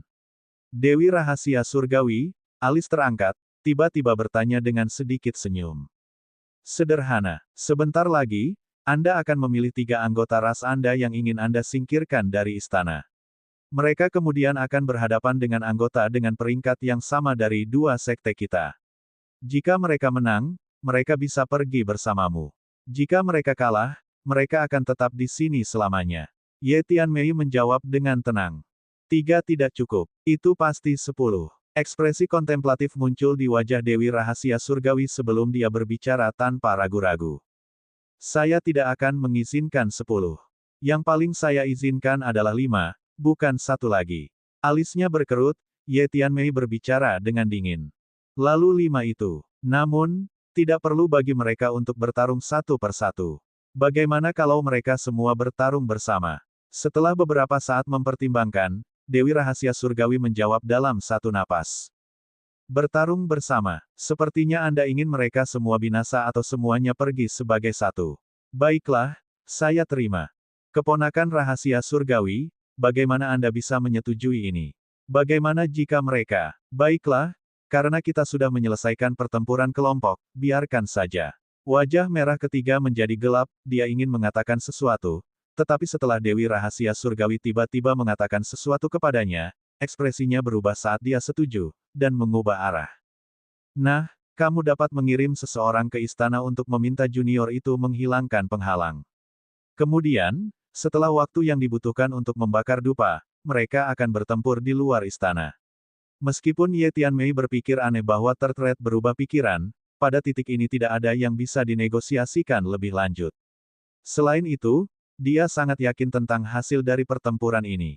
Oleh karena itu, pada saat berikutnya, Dewi Rahasia Surgawi terbang menuju istana sendiri, dan mengeluarkan sebuah token. Setelah melambaikannya ke penghalang cahaya, dia melewati penghalang dalam sekejap. Di dalam penghalang cahaya, sekelompok besar penjaga perlombaan laut yang telah berada di sana selama ini menunggu dengan hormat dan terbang bersama untuk membimbingnya ke kedalaman istana. Pada saat yang sama, Ye Tianmei turun menuju kereta terbang perunggu. 3 Master Roh Sekte Bulan Surgawi, Zhou Tianhe dan yang lainnya, segera mengikuti dan terbang kembali ke kereta, dan sekali lagi membungkuk di hadapan penatua tingkat kristal yang hebat ini. Di sisi lain, Tuan Lei meneriakkan perintah untuk memindahkan perahu tulang ke arah mereka. Bibi Ye, jika Anda tidak berada di sini untuk menyelamatkan kami, saya khawatir kami akan sangat dirugikan oleh penggarap tingkat kristal dari perlombaan laut. Master Lei membungkuk ke arah Ye Tianmei dari kejauhan saat dia berbicara. Orang bisa mengatakan bahwa Ye Tianmei adalah legenda negara Dasuan selama hampir ribuan tahun. Bahkan dalam 100 tahun, dia telah mencapai level kristal, dan metode kultivasinya, jalur pedang, jauh lebih sulit untuk maju daripada jalur kultivasi lainnya. Oleh karena itu, meskipun di satu sisi Tuan Lei biasanya keras kepala, di sisi lain, di hadapan seorang gadis yang tampaknya berusia 20-an, dia sangat hormat. Sementara itu, Liu Ming telah bergabung dengan Guru Lei untuk memberi hormat kepada gadis yang mengenakan jubah kekaisaran perak. Meskipun setelah beberapa saat tercengang, dia menyadari bahwa gadis ini tidak lain adalah orang yang telah membunuh tikus setan berambut hijau. Gadis misterius yang telah memberinya kesempatan luar biasa. Namun, wajahnya tetap tanpa ekspresi. Keponakan Lei, tidak perlu penghormatan seperti itu. Setelah berkomunikasi dengan senior Leng Yue dan rekan Yan, saya datang ke sini untuk berjaga-jaga. Tetapi saya tidak pernah berpikir bahwa perlombaan laut akan mengirim penggarap tingkat kristal. Ye Tianmei berbicara dengan ringan, dan melirik Guru Lei dan yang lainnya, tatapannya sejenak terpaku pada Liu Ming. Jadi ini adalah rencana Paman Yan dan Penatua Leng Yue selama ini. Tetapi untuk anggota perlombaan laut ini, bahkan penggarap tingkat kristal telah dimobilisasi. Tampaknya orang-orang dari perlombaan laut yang terperangkap memiliki status yang sangat penting dalam ras mereka. Namun, saran dari pertempuran kelompok 5 orang mungkin semacam konspirasi. Lin Chayu berbicara dengan sangat hati-hati. Karena ini adalah saran mereka untuk pertempuran, tentu saja mereka bersekongkol. Namun, secara alami saya memiliki alasan sendiri untuk menyarankan pertempuran ini sejak awal. Xiu Niang, tunjukkan dirimu. Ye Tianmei tersenyum. Dengan lambaian tangannya, ada kilatan bunga api putih dan dari tengahnya muncul seorang gadis muda yang membawa pedang seputih salju, wajahnya memerah dengan aura tekad. Itu tidak lain adalah tubuh roh komunikasi pedang Sang Xiu Niang. Gadis ini telah disembunyikan di bawah mantra oleh Ye Tianmei, dan baru sekarang dibebaskan. Xiu Niang menyapa paman bela diri. Setelah mengungkapkan dirinya, gadis itu membungkuk ke arah Spirit Masters. Keponakan Zhang sebenarnya ada di sini.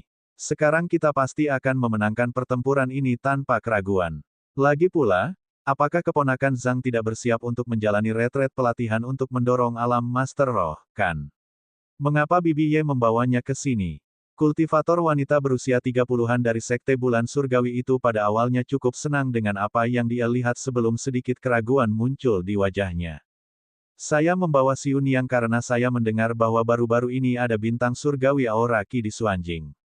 Saya akan melihat apakah itu nyata atau tidak, dan apakah fisik Xiu Niang cocok. Jika memang memungkinkan, dapat menggunakan pure Aura Qi ini untuk membuat simbol Qi-nya.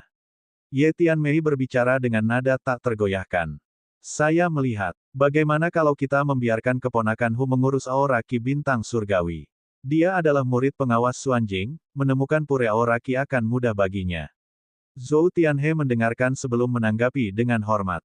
Apakah kamu yang menemukan bahwa ada anggota perlombaan laut di Xuanjing?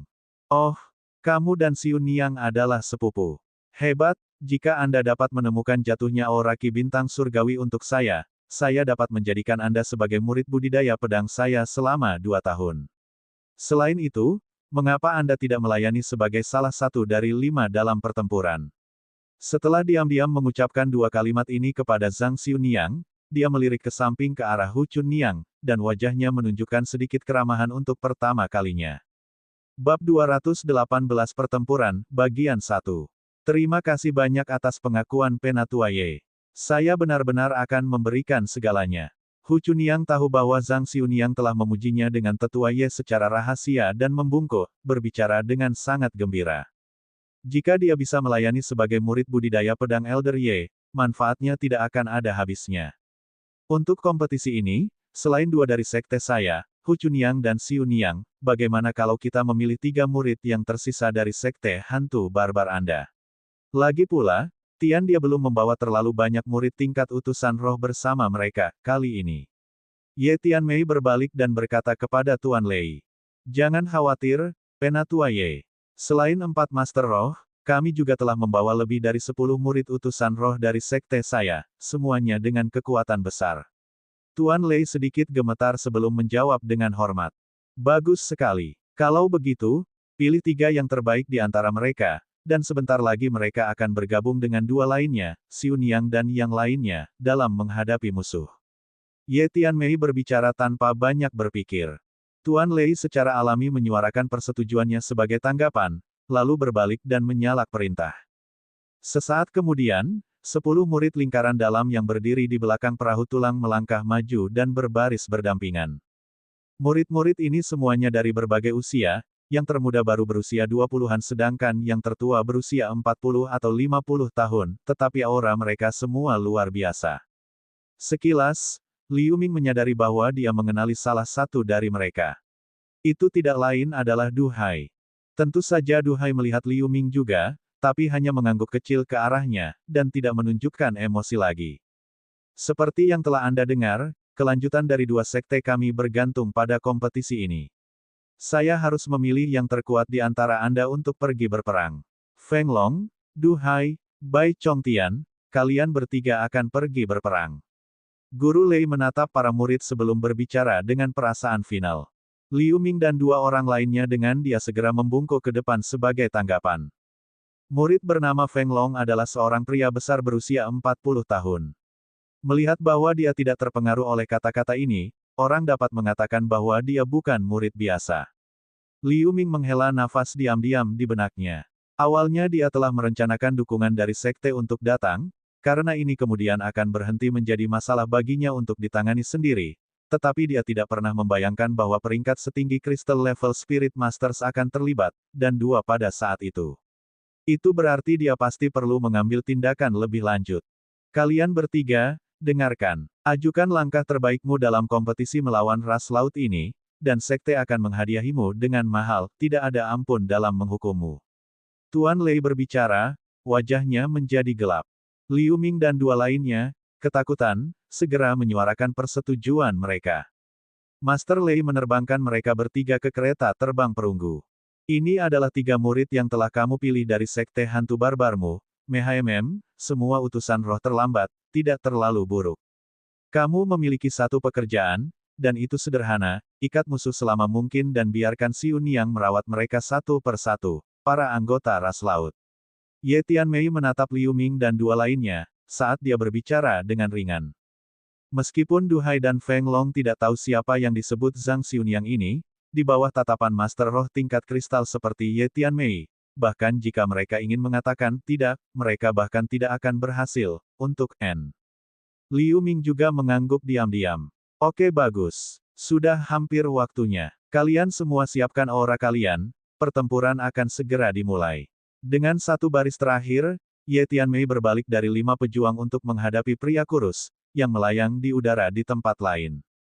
Dia melihat master tingkat kristal dari perlombaan laut, duduk bersila di depan perahu giok putih, mata tertutup dalam keadaan istirahat, melihat ke bawah dan tampaknya memiliki rencana pertempuran yang dipikirkan dengan jelas. Melihat ini, Ye Tianmei tertawa dingin.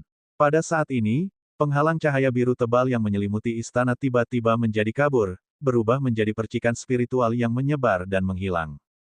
Dalam sekejap, 6 sosok di awan melonjak dari antara sosok-sosok di dalam dan melesat di udara menuju perahu batu giok. Menyipitkan mata, Liu Ming mampu melihat siluet dengan jelas. Salah satunya adalah Dewi Rahasia Surgawi itu. Di antara 5 lainnya adalah seorang wanita cantik dengan kepala berhiaskan mutiara dan batu giok, seorang pelayan setengah baya dengan wajah biasa, seorang raksasa setinggi 2 meter, dan seorang pria paruh baya berjubah kuning. Yang terakhir dari 5 adalah sosok kabur diselimuti dari kepala sampai kaki dalam cahaya berwarna darah.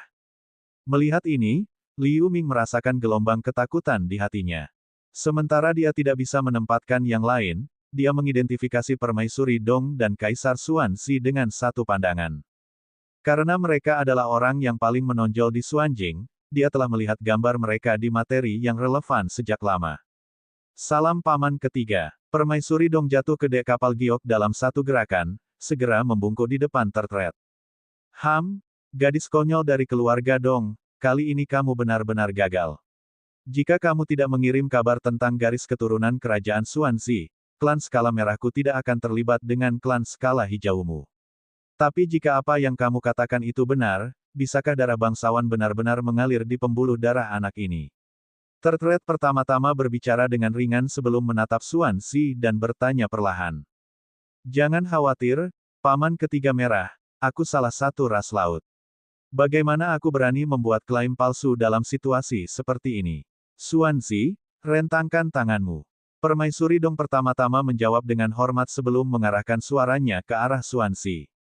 Meskipun wajah Xuanzi agak pucat, setelah mendengar kata-kata ini dia segera mengangkat tangan. Dengan sekejap, Permaisuri Dong membuat lubang kecil di lengan Xuanzi dengan belati yang berkilauan dan tembus pandang. Dengan dorongan tangannya yang lain, sebuah bola kecil darah terbang keluar dari lukanya. Menggunakan vali, dia mengubahnya menjadi mutiara dan mengarahkannya ke tangannya. Dia kemudian melangkah maju dan menawarkannya kepada pria kurus dengan 2 tangan. Tanpa ekspresi, tertret mengambil bola darah itu, menjulurkan lidahnya dan menjilatnya. Mengesankan, ada jenis darah bangsawan di dalamnya. Meskipun tidak terlalu murni karena dia adalah darah campuran, masih layak bagiku untuk melakukan perjalanan ke sini. Mengenai kompetisi, rahasia surgawi telah mengisimu, benar. Ekspresi Tertred berangsur-angsur santai saat dia bertanya. Suster rahasia surgawi telah mengisi kita, tentang bagaimana kita akan bersaing dengan pembudidaya manusia untuk dapat pergi dari sini. Dia juga telah menginstruksikan kita tentang metode yang akan kita gunakan untuk menang. Karena itu, saya tidak memiliki pendapat lebih lanjut tentang masalah ini dan akan tunduk sepenuhnya pada perintah Paman Ketiga Merah. Aku hanya kasihan pada orang-orang biasa yang datang bersamaku. Permaisuri Dong menganggukkan kepalanya, meskipun dia berbicara dengan ragu-ragu. Tidak ada yang bisa dilakukan di sana. Bagaimanapun, plotmu terungkap dan kamu terjebak di sini oleh musuh. Tetap saja, pengorbanan orang-orang ini tidak sia-sia, membawa kembali anggota ras kita dengan garis keturunan kerajaan tentu saja penting, sebagai penebusan atas dosa-dosamu. Baiklah, inilah saatnya bagimu dan yang lainnya untuk bertempur. Tapi kamu harus memastikan bahwa Suan Si tetap aman. Tertred berbicara dengan ringan. Ya, saya tahu apa yang harus dilakukan. Mendengar kata-kata ini, Permaisuri Dong membungkuk sekali lagi sebelum bangkit. Kemudian, setelah diskusi singkat lainnya, mereka berlima dan Dewi Rahasia Surgawi terbang ke depan gerbang utama istana. Pada saat yang sama, Liu Ming, Zhang Xiunyang dan yang lainnya terbang ke udara dan kemudian turun secara berurutan. Yang lain tetap diam. Terlalu banyak aturan kompetisi akan membuat kita semua bosan. Dalam jumlah waktu yang diizinkan, tidak ada pihak yang bisa meninggalkan alun-alun di depan gerbang istana utama. Semua teknik dan jimat diperbolehkan, selama kamu menaklukkan atau membunuh semua lawanmu, kamu menang. Rekan Ye tidak punya apa-apa lagi untuk ditambahkan, aku mengerti. Melihat anggota kedua belah pihak berdiri di alun-alun di depan gerbang utama istana, pria kurus itu bertanya pada Ye Tianmei. Kedengarannya bagus, saya tidak punya komentar lebih lanjut. Alisnya melengkung di ujungnya, Ye Tianmei menjawab tanpa berpikir lebih jauh. Kalau begitu, biarkan pertempuran dimulai, kata pria kurus itu dengan tenang. Meskipun dia berbicara dengan lembut, suaranya terdengar jelas bagi Liu Ming dan yang lainnya, seolah-olah dia berdiri di samping mereka dan berbicara langsung ke telinga mereka. Apakah itu Master Lei atau Sirace di perahu giok? Mereka semua mengarahkan pandangan mereka ke bawah dengan sua. Di sana, Liu Ming, Zhang Xiunyang dan yang lainnya berbaris dan mengamati lawan mereka di seberang mereka. Orang itu terlihat paling berbahaya. Biarkan aku yang merawatnya dulu. Berbicara ringan, Zhang Xiunyang melirik Permaisuri Dong dan yang lainnya, tatapannya akhirnya terpaku pada siluet kabur yang sepenuhnya tertutup cahaya berwarna darah. Segera setelah dia mengeluarkan pedang seputih salju yang tergantung di punggungnya, dia mengambil langkah besar menuju sosok berdarah itu. Melihat ini, Liu Ming dan yang lainnya tidak bisa berkata apa-apa lagi, dan masing-masing mendekati musuh yang paling dekat dengan mereka. Di seberang dan tidak terlalu jauh dari Liu Ming tidak lain adalah raksasa setinggi 2 meter. Melihat Liu Ming mendekat, ekspresi ganas muncul di wajah raksasa itu. Dia segera menarik lengan bajunya dan mengeluarkan pil, yang segera dia masukkan ke mulutnya. Pil pemicu darah. Meskipun dia masih jauh, Liu Ming tetap bisa melihat bentuk pil dengan jelas dan agak terkejut. Anda tahu nama pil ini? Saya kira saya tidak perlu mengatakan banyak lagi. Mati. Raksasa itu menelan pil itu dan nadinya mulai berdenyut hebat. Aura yang mencengangkan secara eksplosif berkobar di sekujur tubuhnya secara bersamaan. Hanya dengan satu putaran tangannya, raksasa itu secara mengesankan mengeluarkan tongkat crimson panjang dari udara tipis, dan gerakan sederhana dari kedua tangannya mengubahnya menjadi embusan angin yang kencang. Alis terangkat, Liu Ming berkerut tubuhnya dan terbang bersama angin seperti daun willow. Di sisi lain, Hu Chunyang dan Du Hai sedang berdebat dengan Permaisuri Dong dan pelayan setengah baya, masing-masing. Hu Chunyang menggenggam belati yang berkilauan dan tembus pandang di masing-masing tangannya. Dengan satu gelombang, mereka berubah menjadi beberapa siluet belati yang terbang ke arah musuh, menembus udara saat mereka pergi. Permaisuri Dong membawa perisai kuning, bukan emas atau kayu, di satu tangan, dan sepotong batu giok putih bersih di tangan lainnya. Dia menggunakan salah satunya untuk membuat penghalang cahaya kuning tua, dan dengan gelombang yang lain, beberapa siluet bunga putih muncul. Keduanya adalah totem pertahanan dan menggunakannya secara berurutan, dia mampu memblokir semua siluet belati. Setelah mencabut pedang yang dia bawa di punggungnya, seluruh tubuh duhai berubah menjadi 4 atau 5 siluet cahaya, melingkari pelayan parubaya itu dan menyerangnya dengan liar. Pelayan setengah baya itu mencengkeram cangkang kura-kura hijau muda. Dari udara tipis dia menyulap penghalang cahaya tebal untuk melindungi dirinya sendiri, menyebabkan belati cahaya di sekelilingnya berhenti bergerak. Adapun murid parubaya bernama Feng Long, dia bertarung melawan Xuan Zi, mantan kaisar negara Dasuan. Tapi sebelum Feng Long mengangkat tangannya dan melepaskan 3 penusuk tulang hitam yang identik, di seberangnya Xuan Zi melemparkan mesin terbang perak yang berkedip ke arahnya.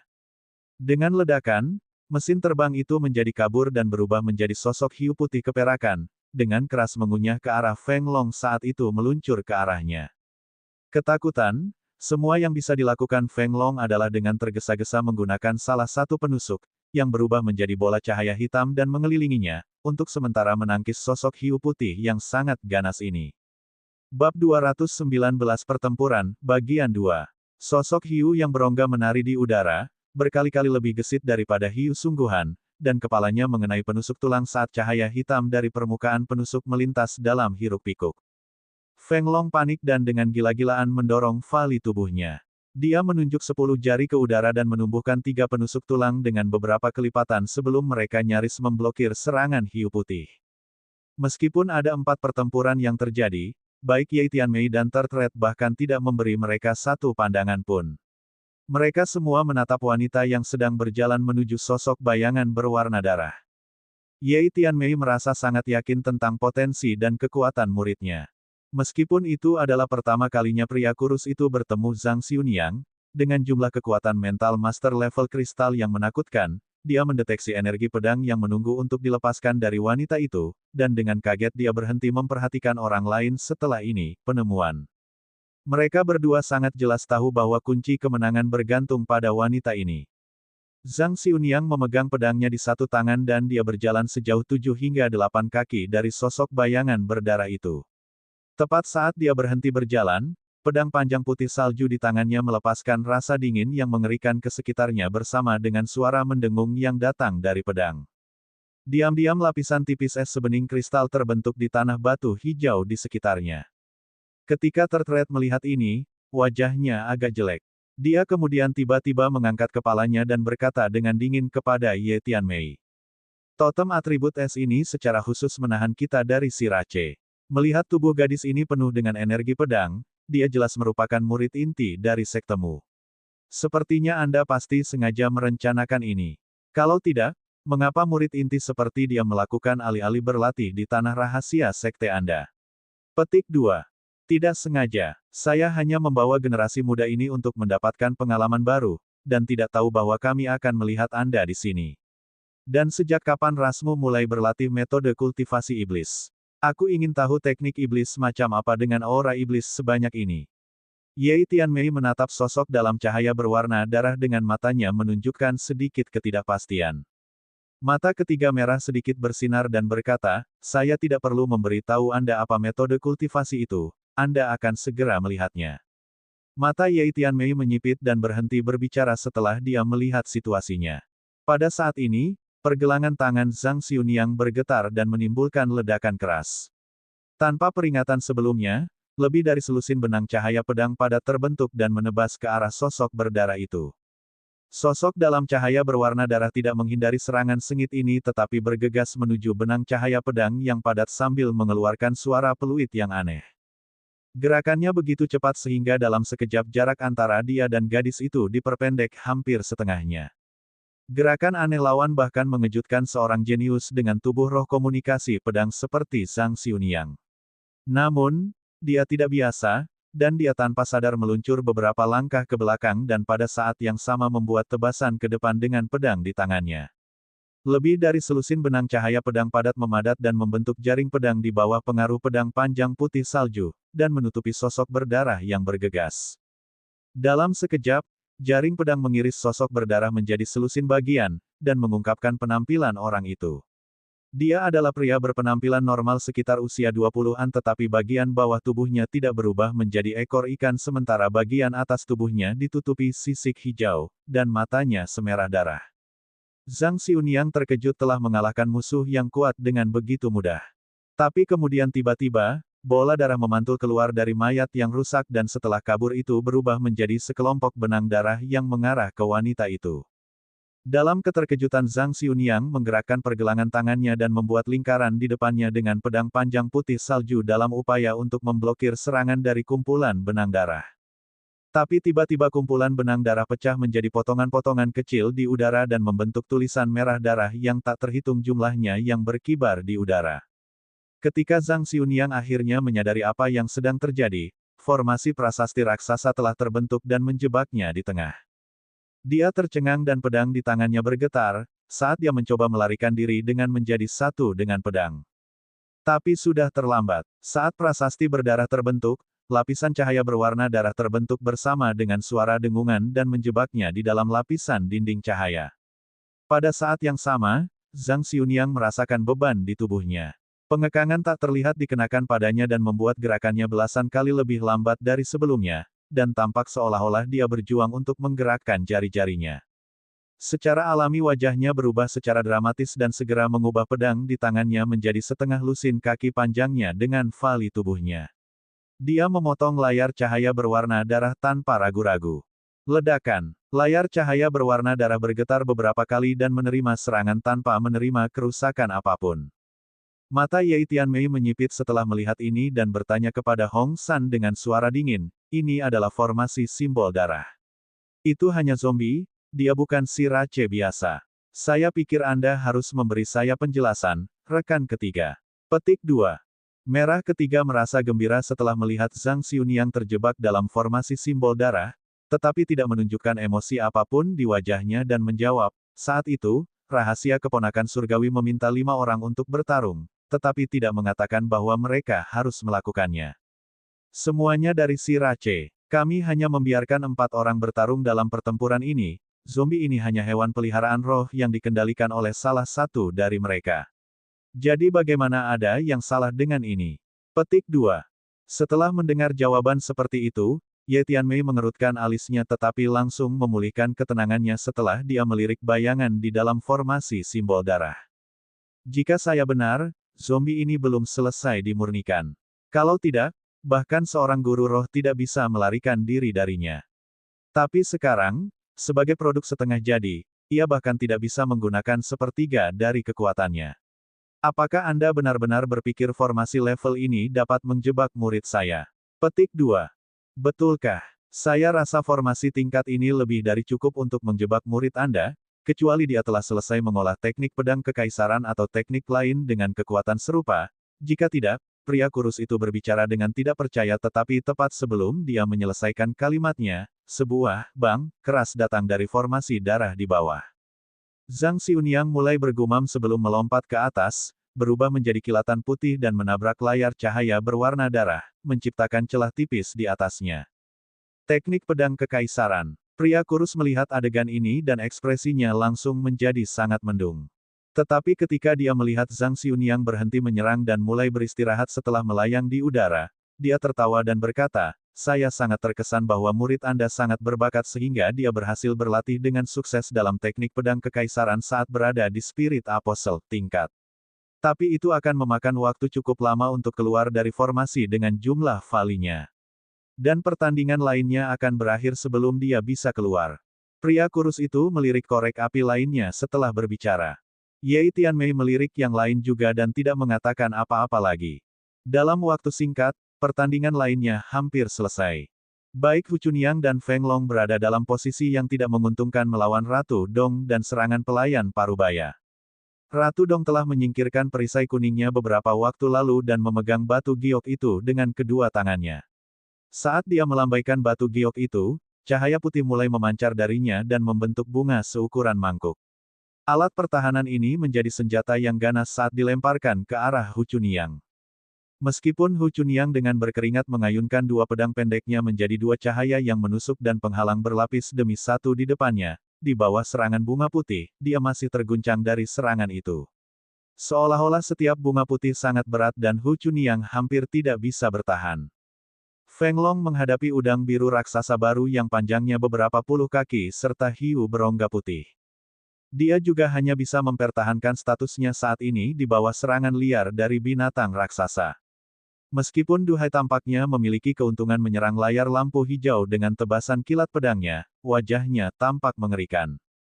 Ini karena pelayan parubaya itu memegang cangkang kura-kura tinggi-tinggi saat matanya tertutup rapat, melantunkan sesuatu dalam diam. Dari awal hingga akhir, dia tidak melakukan serangan balik sama sekali. Seseorang dapat menemukan retakan pada layar cahaya berwarna darah yang mengelilingi Zhang Xiuniang perlahan pulih saat nyanyian pelayan paruh baya itu berlanjut. Zombie itu sebenarnya diam-diam dikendalikan oleh pelayan paruh baya ini. Inilah mengapa dia hanya membela diri dengan layar cahaya yang terbuat dari totem di tangannya dan tidak melakukan apapun terhadap duhai. Pertempuran terakhir tampak lebih aneh. Kultivasi pria raksasa itu meningkat hampir setengah dari aslinya setelah mengkonsumsi pil darah. Senjata berat itu tampak seperti tusuk gigi di tangannya dan angin puyuh berkabut putih terbentuk di mana tongkat raksasa itu lewat. Namun, Liu Ming hanya memegang pedang hijau pendek dengan perisai cahaya kuning di lengannya. Kemudian, dia menghindari setiap serangan dengan mudah seolah-olah dia sangat ringan dan dibawa oleh angin puyuh. Selain itu, untuk serangan klub lapis demi lapis yang tampaknya mustahil untuk dihindari, Liu Ming hanya perlu memutar pinggangnya dan menghindar seperti bulu. Dalam waktu singkat ini, pria raksasa itu sangat frustrasi sehingga dia hampir memuntahkan darah. Dia mengayunkan tongkatnya dengan lebih kuat, dan berharap untuk memukul Liu Ming dan mengubahnya menjadi seonggok daging. Baik Tertret dan Ye Tianmei mengubah ekspresi setelah melirik situasi di bawah mereka. Pria kurus itu senang melihat pertempuran lain tetapi menjadi muram setelah melihat pertempuran Liu Ming. Ye Tianmei terkejut setelah melihat penampilan Liu Ming. Bab 220 Pertempuran, Bagian 3. Tetapi dalam situasi ini, kelompok pertempuran tiba-tiba berubah. Tiba-tiba, Ratu Dong, dengan satu gelombang batu gioknya, melepaskan sejumlah besar bunga putih yang membuat Hu Chunniang mundur beberapa langkah. Kemudian, dia meninggalkan bayangan dan muncul di sisi Xuanzi. Zier, sepertinya kita tidak punya pilihan selain menggunakan serangan itu.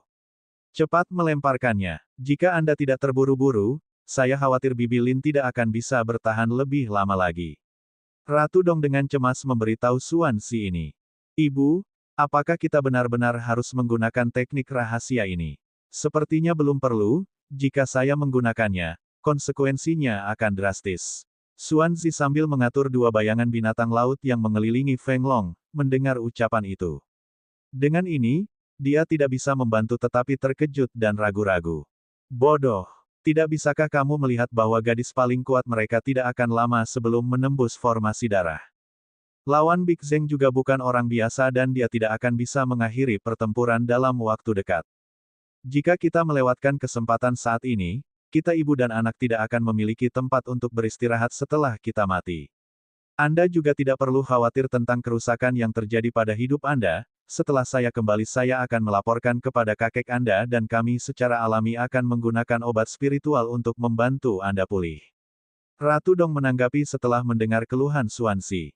Setelah mendengar ini, Xuanzi terkejut lalu melihat ke arah formasi berwarna darah dan Liu Ming. Dia memperhatikan bahwa kata-kata Ratu Dong tidak melebih-lebihkan dan menggertakkan giginya saat dia setuju. Baiklah, kalau begitu aku akan menggunakan seni rahasia. Tepat setelah itu, Xuanzi menarik belati yang memancarkan aura dingin. Dia kemudian memotong luka di kedua sisi wajahnya saat darah menyembur keluar dari lukanya. Bagus sekali, nak. Aku akan membantumu. Ratu Dong berkata sambil mengeluarkan beberapa mesin terbang dengan warna berbeda sebelum menempatkan semuanya ke tubuh Xuanzi. Dari spektrum cahaya yang dipancarkan dari tubuh Xuanzi, mengesankan semua mesin terbang diarahkan pertahanan. Mantan pemilik Xuanjing menyarungkan belati, lalu dengan semua jarinya dicelupkan ke dalam darah, dia menggambar simbol aneh di dahinya. Pada saat yang sama, dia melantunkan kitab suci kuno dan tanpa nama. Dalam teks instan, di antara alis Xuanzi sebuah jejak darah tiba-tiba melintas dan pada saat yang sama semua ototnya menonjol, membuat seluruh tubuhnya merah. Dalam cahaya darah Xuanzi tiba-tiba berubah menjadi sirace yang setengah manusia setengah ikan. Pada saat yang sama, jaringan pembuluh darah yang padat tiba-tiba keluar dari tubuhnya dan membasahi sekitarnya dengan hujan darah. Selain itu, Ledakan aura buas yang tidak dapat dijelaskan muncul dari jejak darah di antara alisnya, mengesankan perasaan keagungan. Pada saat ini Xuanzi mengangkat tangannya, menunjuk dengan susah payah pada Ratu Dong.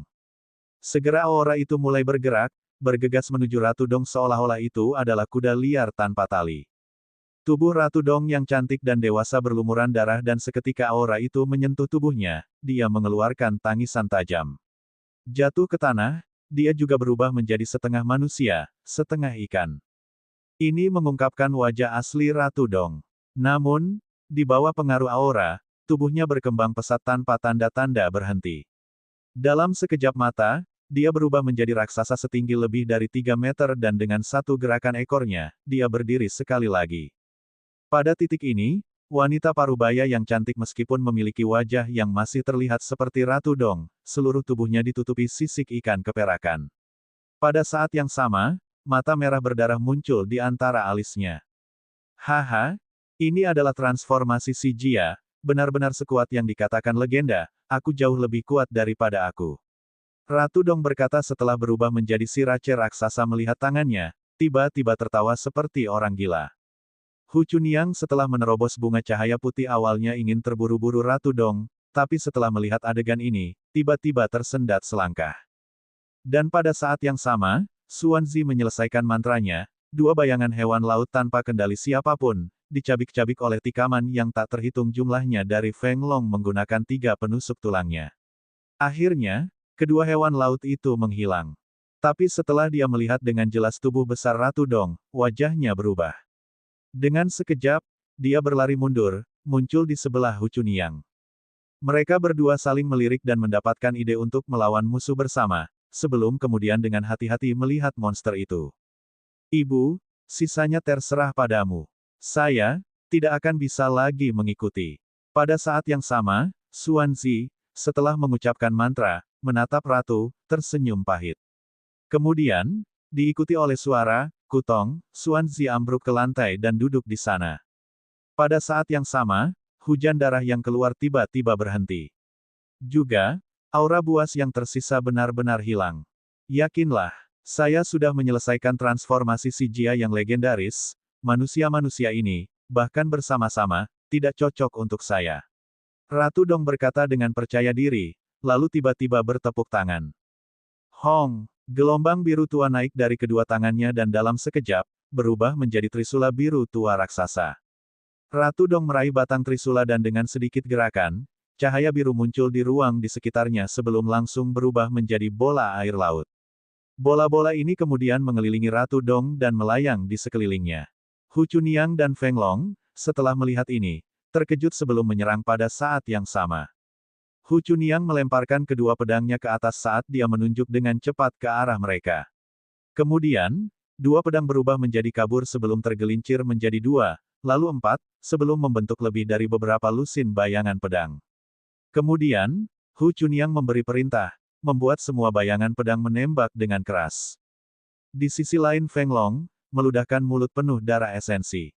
3 penusuk tulang bergerak ke dalam darah bersama-sama, membentuk satu penusuk besar. Permukaan penusuk ini ditutupi tanda darah, mengeluarkan aura darah yang padat. Tapi setelah Ratu Dong melihat ini, dengan tawa yang menyeramkan dan lambaian trisula, dia membawa lautan yang bergulung ke depan untuk menyerang. 3 orang setelah menunjukkan teknik mereka memasuki Battle Royale bersama. Transformasi menakutkan Ratu Dong, tidak hanya membuat Ye Tianmei, yang hanya seorang penonton merasa kaget dan membiarkan jejak kontemplasi di wajahnya, itu juga membuat Liu Ming yang saat ini bergulat dengan pria besar itu terkejut ketika dia melirik. Sesuai dengan keinginan aslinya, dia tidak ingin mengekspos terlalu banyak dalam pertempuran ini untuk menghindari perhatian para ahli dari perlombaan laut. Namun, Zhang Xiunyang terjebak dalam formasi darah, dan perlombaan laut juga mengubah Ratu Dong menjadi monster yang mengerikan. Dari titik ini, jika dia tidak menggunakan beberapa kartu trufnya yang sebenarnya, mungkin mereka akan kalah dalam pertempuran ini. Dan jika itu berakhir seperti itu, menurut aturan sekte hantu barbar, Tuan Lei pasti akan membuat mereka menderita.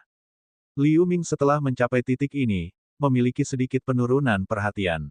Sambil berbalik, dia ragu-ragu sejenak dan meninggalkan kelemahan yang dimanfaatkan oleh raksasa yang marah. Dengan kilatan di matanya, tiba-tiba, Tongkat raksasa itu bergetar, berubah menjadi ular laut transparan. Dengan menganga keduanya, ia mencoba menggigit leher Liu Ming. Kemudian dengan Big Zeng sendiri membuka mulutnya saat aliran cairan keputihan disemprotkan sebelumnya dalam sekejap, itu berubah menjadi sekelompok panah air dan melesat keluar, menutupi segala arah Liu Ming. Liu Ming tidak mempermasalahkan panah air ini, tetapi petugas perempat tiba-tiba berubah menjadi makhluk hidup yang sangat mengejutkannya. Setelah menyadari ini, dengan mendengus, tiba-tiba cahaya biru melintas dari dalam lengan bajunya.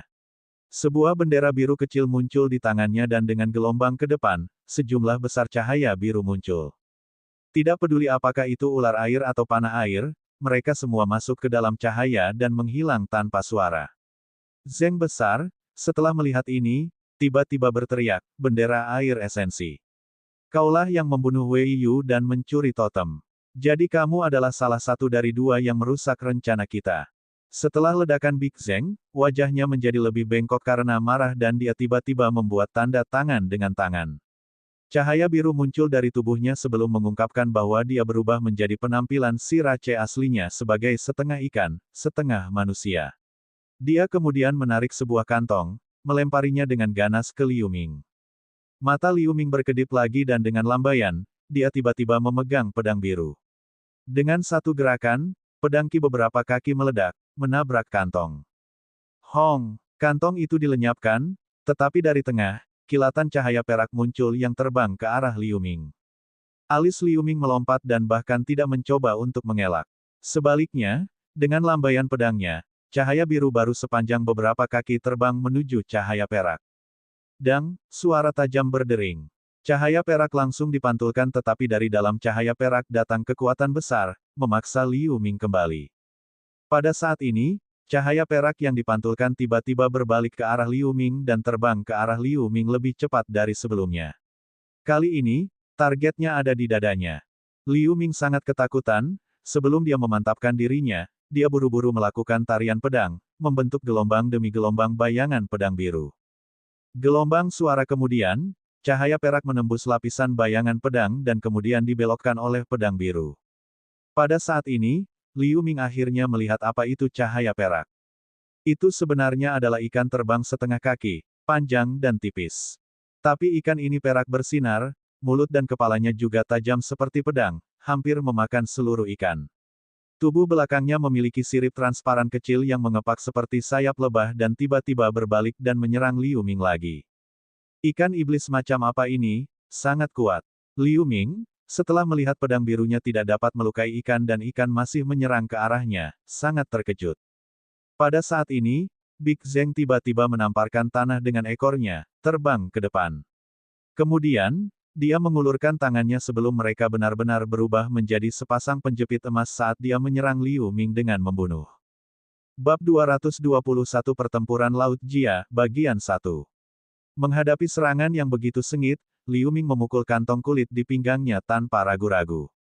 Kemudian, gas hitam menyembur keluar dari tas dan menghadapkan kilatan perak ke arahnya. Pada saat yang sama, pedang bulan biru di tangannya berputar sebelum melepaskan bayangan pedang biru ke arah raksasa. Setelah beberapa ledakan, Big Zeng terhuyung-huyung dan dipaksa untuk bergerak mundur di bawah serangan silang dari bayangan pedang biru. Pada saat yang sama, ikan perak aneh bentrok dengan kalajengking tulang putih yang melompat keluar dari gas hitam dan mereka akhirnya berkelahi di tanah. Kalajengking tulang putih dengan santai mengangkat cakarnya yang besar dan menyerang dengan ganas ke arah ikan perak yang aneh itu. Meskipun ikan aneh itu tidak memiliki anggota badan, bagian depan tubuhnya seperti pisau tajam dan menghentikan lebih dari setengah serangan tulang kalajengking dengan menggelengkan kepalanya dengan gila. Bahkan ketika serangan sesekali mendarat di tubuhnya, serangan itu meluncur begitu saja dari sisik perak. Tapi meski begitu, perlawanan ikan aneh itu hanya bertahan sebentar. Ikan aneh itu tidak bisa menghindari serangan lagi saat ekor kalajengking berubah menjadi beberapa lusin garis hitam dan beberapa lubang berdarah terbentuk di tubuh ikan dan darah hitam menyembur keluar dari lukanya. Di bawah luka parah dan racun, satu-satunya hal yang bisa dilakukan ikan aneh itu adalah menghindar dengan mengepakkan sayapnya dengan gila-gilaan. Tetapi pada saat itu, raksasa itu tidak bisa berbuat apa-apa tentang situasi ikan aneh itu. Ini karena Liu Ming menebas bayangan pedang hijau dengan satu tangan dan melemparkan bilah angin hijau tanpa memperhatikan Fa-Li-nya dengan tangan lainnya. Pada awalnya, bilah angin Liu Ming menembak satu persatu, tetapi setelah beberapa saat, 2 hingga 3 atau 3 hingga 4 kali menembak untuk setiap serangan. Meskipun, penjepit emas raksasa itu cukup kuat untuk menahan pedang Qi, di bawah serangan yang begitu padat, dia hanya bisa dengan putus asa mengayunkan tangannya, membentuk penghalang emas. Meski begitu, bahunya masih terpotong dalam oleh beberapa bilah angin dan darah hijau muda mengalir keluar dari lukanya. Zheng besar takut dan kaget pada saat yang sama sementara tidak bisa melawan. Tiba-tiba, ekor ikannya yang besar berayun ke arah ruang di dekatnya. Titik-titik cahaya biru muncul dan seketika berubah menjadi air laut. Meskipun itu tidak sebanding dengan jumlah air laut yang dikumpulkan oleh Ratu Dong setelah transformasinya, itu cukup untuk melindunginya dengan menutupi tubuhnya. Lebih dari setengah kekuatan bilah angin dinetralisir oleh lapisan air laut dan kekuatan yang tersisa hanya bisa meninggalkan bekas putih terang di sisik hijaunya. Tetapi pada saat ini, bayangan pedang hijau Liu Ming dan bilah angin keduanya menghilang di depannya. Sebaliknya, bola api merah terang terbentuk di belakangnya dan semakin besar di bawah nyanyian Liu Ming. Pergi! Dengan seruan yang dalam dan goyangan dari kedua tangan, bola api raksasa melesat ke arah raksasa itu. Melihat ini, Big Zheng tidak mau menerima serangan seperti itu dan dia mencoba menghindar ke samping. Tetapi pada saat ini, Liu Ming menggebrak dari tanah dan menyerang raksasa itu seperti anak panah. Saat raksasa itu nyaris menghindari bola api besar itu, Liu Ming muncul lebih dekat dari 2 meter darinya dan mengarahkan tabung baja merah gelap ke arahnya. Tidak, raksasa itu berteriak tetapi sudah terlambat baginya untuk menghindar. Setelah suara peng, jaring benang kristal tipis melesat dari tabung baja, menutupinya sepenuhnya. Raksasa itu merasakan hawa dingin dan penghalang air laut di sekitarnya membeku menjadi es saat jaring menyentuhnya. Zheng besar menggeram dan menggerakkan penjepit emasnya dengan keras, memecahkan lapisan es menjadi berkeping-keping. Tapi saat ini, wajah Liu Ming menunjukkan sedikit misteri dan diam-diam bergerak mundur. Zheng besar terkejut dan tidak dapat memahami apa yang dilakukan Liu Ming. Namun, dia tiba-tiba merasakan sensasi panas dari belakang dan kemudian cahaya api bersinar dari tubuhnya, bola api besar yang dia pikir telah dia hindari telah berbalik dan memukulnya. Ledakan yang mengguncang langit meraung. Setelah teriakan mengerikan dari raksasa, tubuhnya tenggelam sepenuhnya di bawah lapisan api. Tubuhnya hanya berkedut 2 kali sebelum berubah menjadi debu di awan api merah tua berbentuk jamur.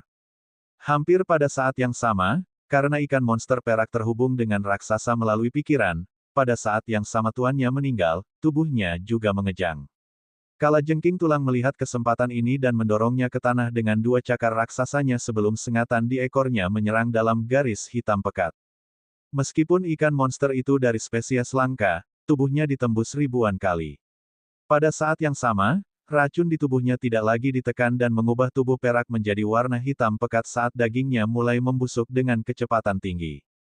Setelah pertempuran yang begitu intens, Liu Ming akhirnya mengalahkan raksasa itu. Tapi wajahnya agak pucat, warna wajahnya baru kembali setelah dia dengan cepat menjulurkan kedua sisi kepalanya. Dia hanya seperti ini karena dia menggunakan sejumlah besar energi mental untuk mengendalikan bola api yang sangat besar untuk berbalik. Dia telah mencoba teknik pengendalian ini sebelumnya tetapi hanya dengan bola api dan bilah angin ukuran normal, dan itu hanya untuk mengubah arah serangan sedikit.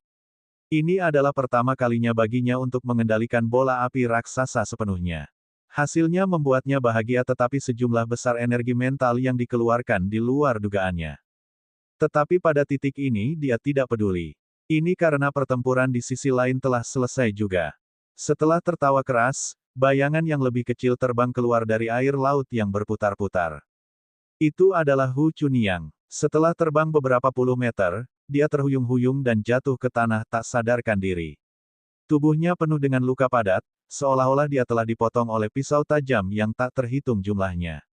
Salah satu dari 2 penggali di tangannya penuh dengan retakan dalam ukuran yang berbeda dan yang lainnya patah tepat di tengah.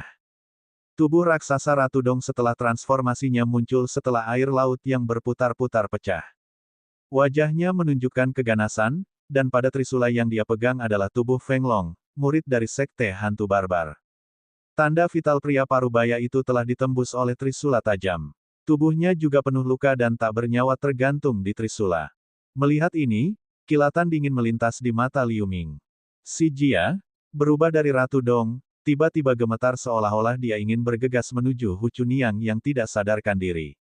Namun, pada saat berikutnya, dia sepertinya merasakan sesuatu dan tiba-tiba menoleh. Matanya bertabrakan dengan mata Liu Ming dan pupilnya melebar. Pada saat ini, dia jelas melihat bahwa selain fakta bahwa tanah di sekitar Liu Ming terkoyak, lawannya, pria raksasa itu, tidak terlihat dimanapun. Selain itu, ada mayat ikan monster yang perlahan membusuk di dekat Liu Ming. Liu Ming tidak membuang kata-kata, mengangkat kakinya dan bergegas ke lawan raksasanya. Pada saat yang sama, kalajengking tulang putih tampaknya telah menerima beberapa sinyal tersembunyi dari Liu Ming dan dengan gerakan tubuhnya, ia menghilang di dalam tanah. Si Jia dari Ratu Dong memberikan ham dingin dan bernapas ke arah Feng Long dengan trisulanya.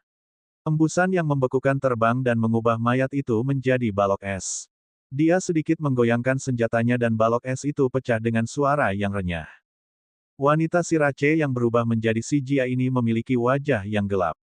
Jelas bahwa dia bisa merasakan Liu Ming tidak normal dan menghadapinya seolah-olah dia adalah lawan yang hebat. Di sisi lain, Duhai masih meretas penghalang cahaya pelayan parubaya. Namun, saat ini, penghalang cahayanya kurang dari setengah dari ukuran aslinya. Di dalamnya, pelayan parubaya tidak memiliki ketenangan aslinya. Dahinya berguling dengan keringat sementara panas naik dari punggungnya. Dia seperti ini sebagian karena serangan Duhai, sebagian karena Zhang Xiunyang menggunakan teknik pedang kekaisaran yang menyerang formasi darah beberapa kali. Meskipun dia menuangkan Vali dalam jumlah yang ekstrim, dia masih tidak bisa memperbaiki retakan baru pada formasi darah. Saat ini, formasi darah memiliki lusinan retakan dengan masing-masing lebih besar dari yang sebelumnya. Di udara, pria yang awalnya tersenyum menjadi lebih serius. Tatapannya memandang antara Ratu Dong dan Liu Ming tanpa jeda dan sepertinya menilai kekuatan keduanya. Ye Tianmei, di kereta perunggu, tetap menunjukkan ekspresi yang sama. Tidak peduli itu Feng Long yang ditusuk oleh Trisula Laut Jia dari Ratu Dong atau Liu Ming mengendalikan bola api besar untuk mengubah raksasa menjadi debu, sepertinya tidak ada yang bisa membuatnya mengubah ekspresinya. Namun, saat ini, Zhou Tianhe atau Master Lei terkejut dengan situasinya. Saudara Lei, siapa murid ini? Untuk benar-benar dapat menggunakan pikirannya dalam mengendalikan mantra sebagai utusan roh, kekuatan mental murid ini harus berada di antara 10 besar dalam 5 sekte. Zhou Tianhe tidak bisa menahan diri untuk tidak menoleh untuk melihat ke arah Guru Lei dan bertanya. Murid ini adalah salah satu yang teratas di antara murid inti. Selain itu, dia melakukan sekte layanan yang hebat dengan kekuatan yang mengesankan. Adapun namanya, Anda tidak perlu menanyakannya. Kembalilah ke sekte Anda dan tanyakan sekeliling untuk mengetahuinya. Mata Master Lei berkedip sebelum dia memberikan jawaban yang tidak jelas. Jadi ini adalah murid dengan ketenaran. Namun, untuk murid inti seperti itu, mengapa dia tidak berada di area suci sekte Anda, bersiap untuk menjadi guru roh dan sebagai gantinya dalam peran mengawasi murid di Xuanjing?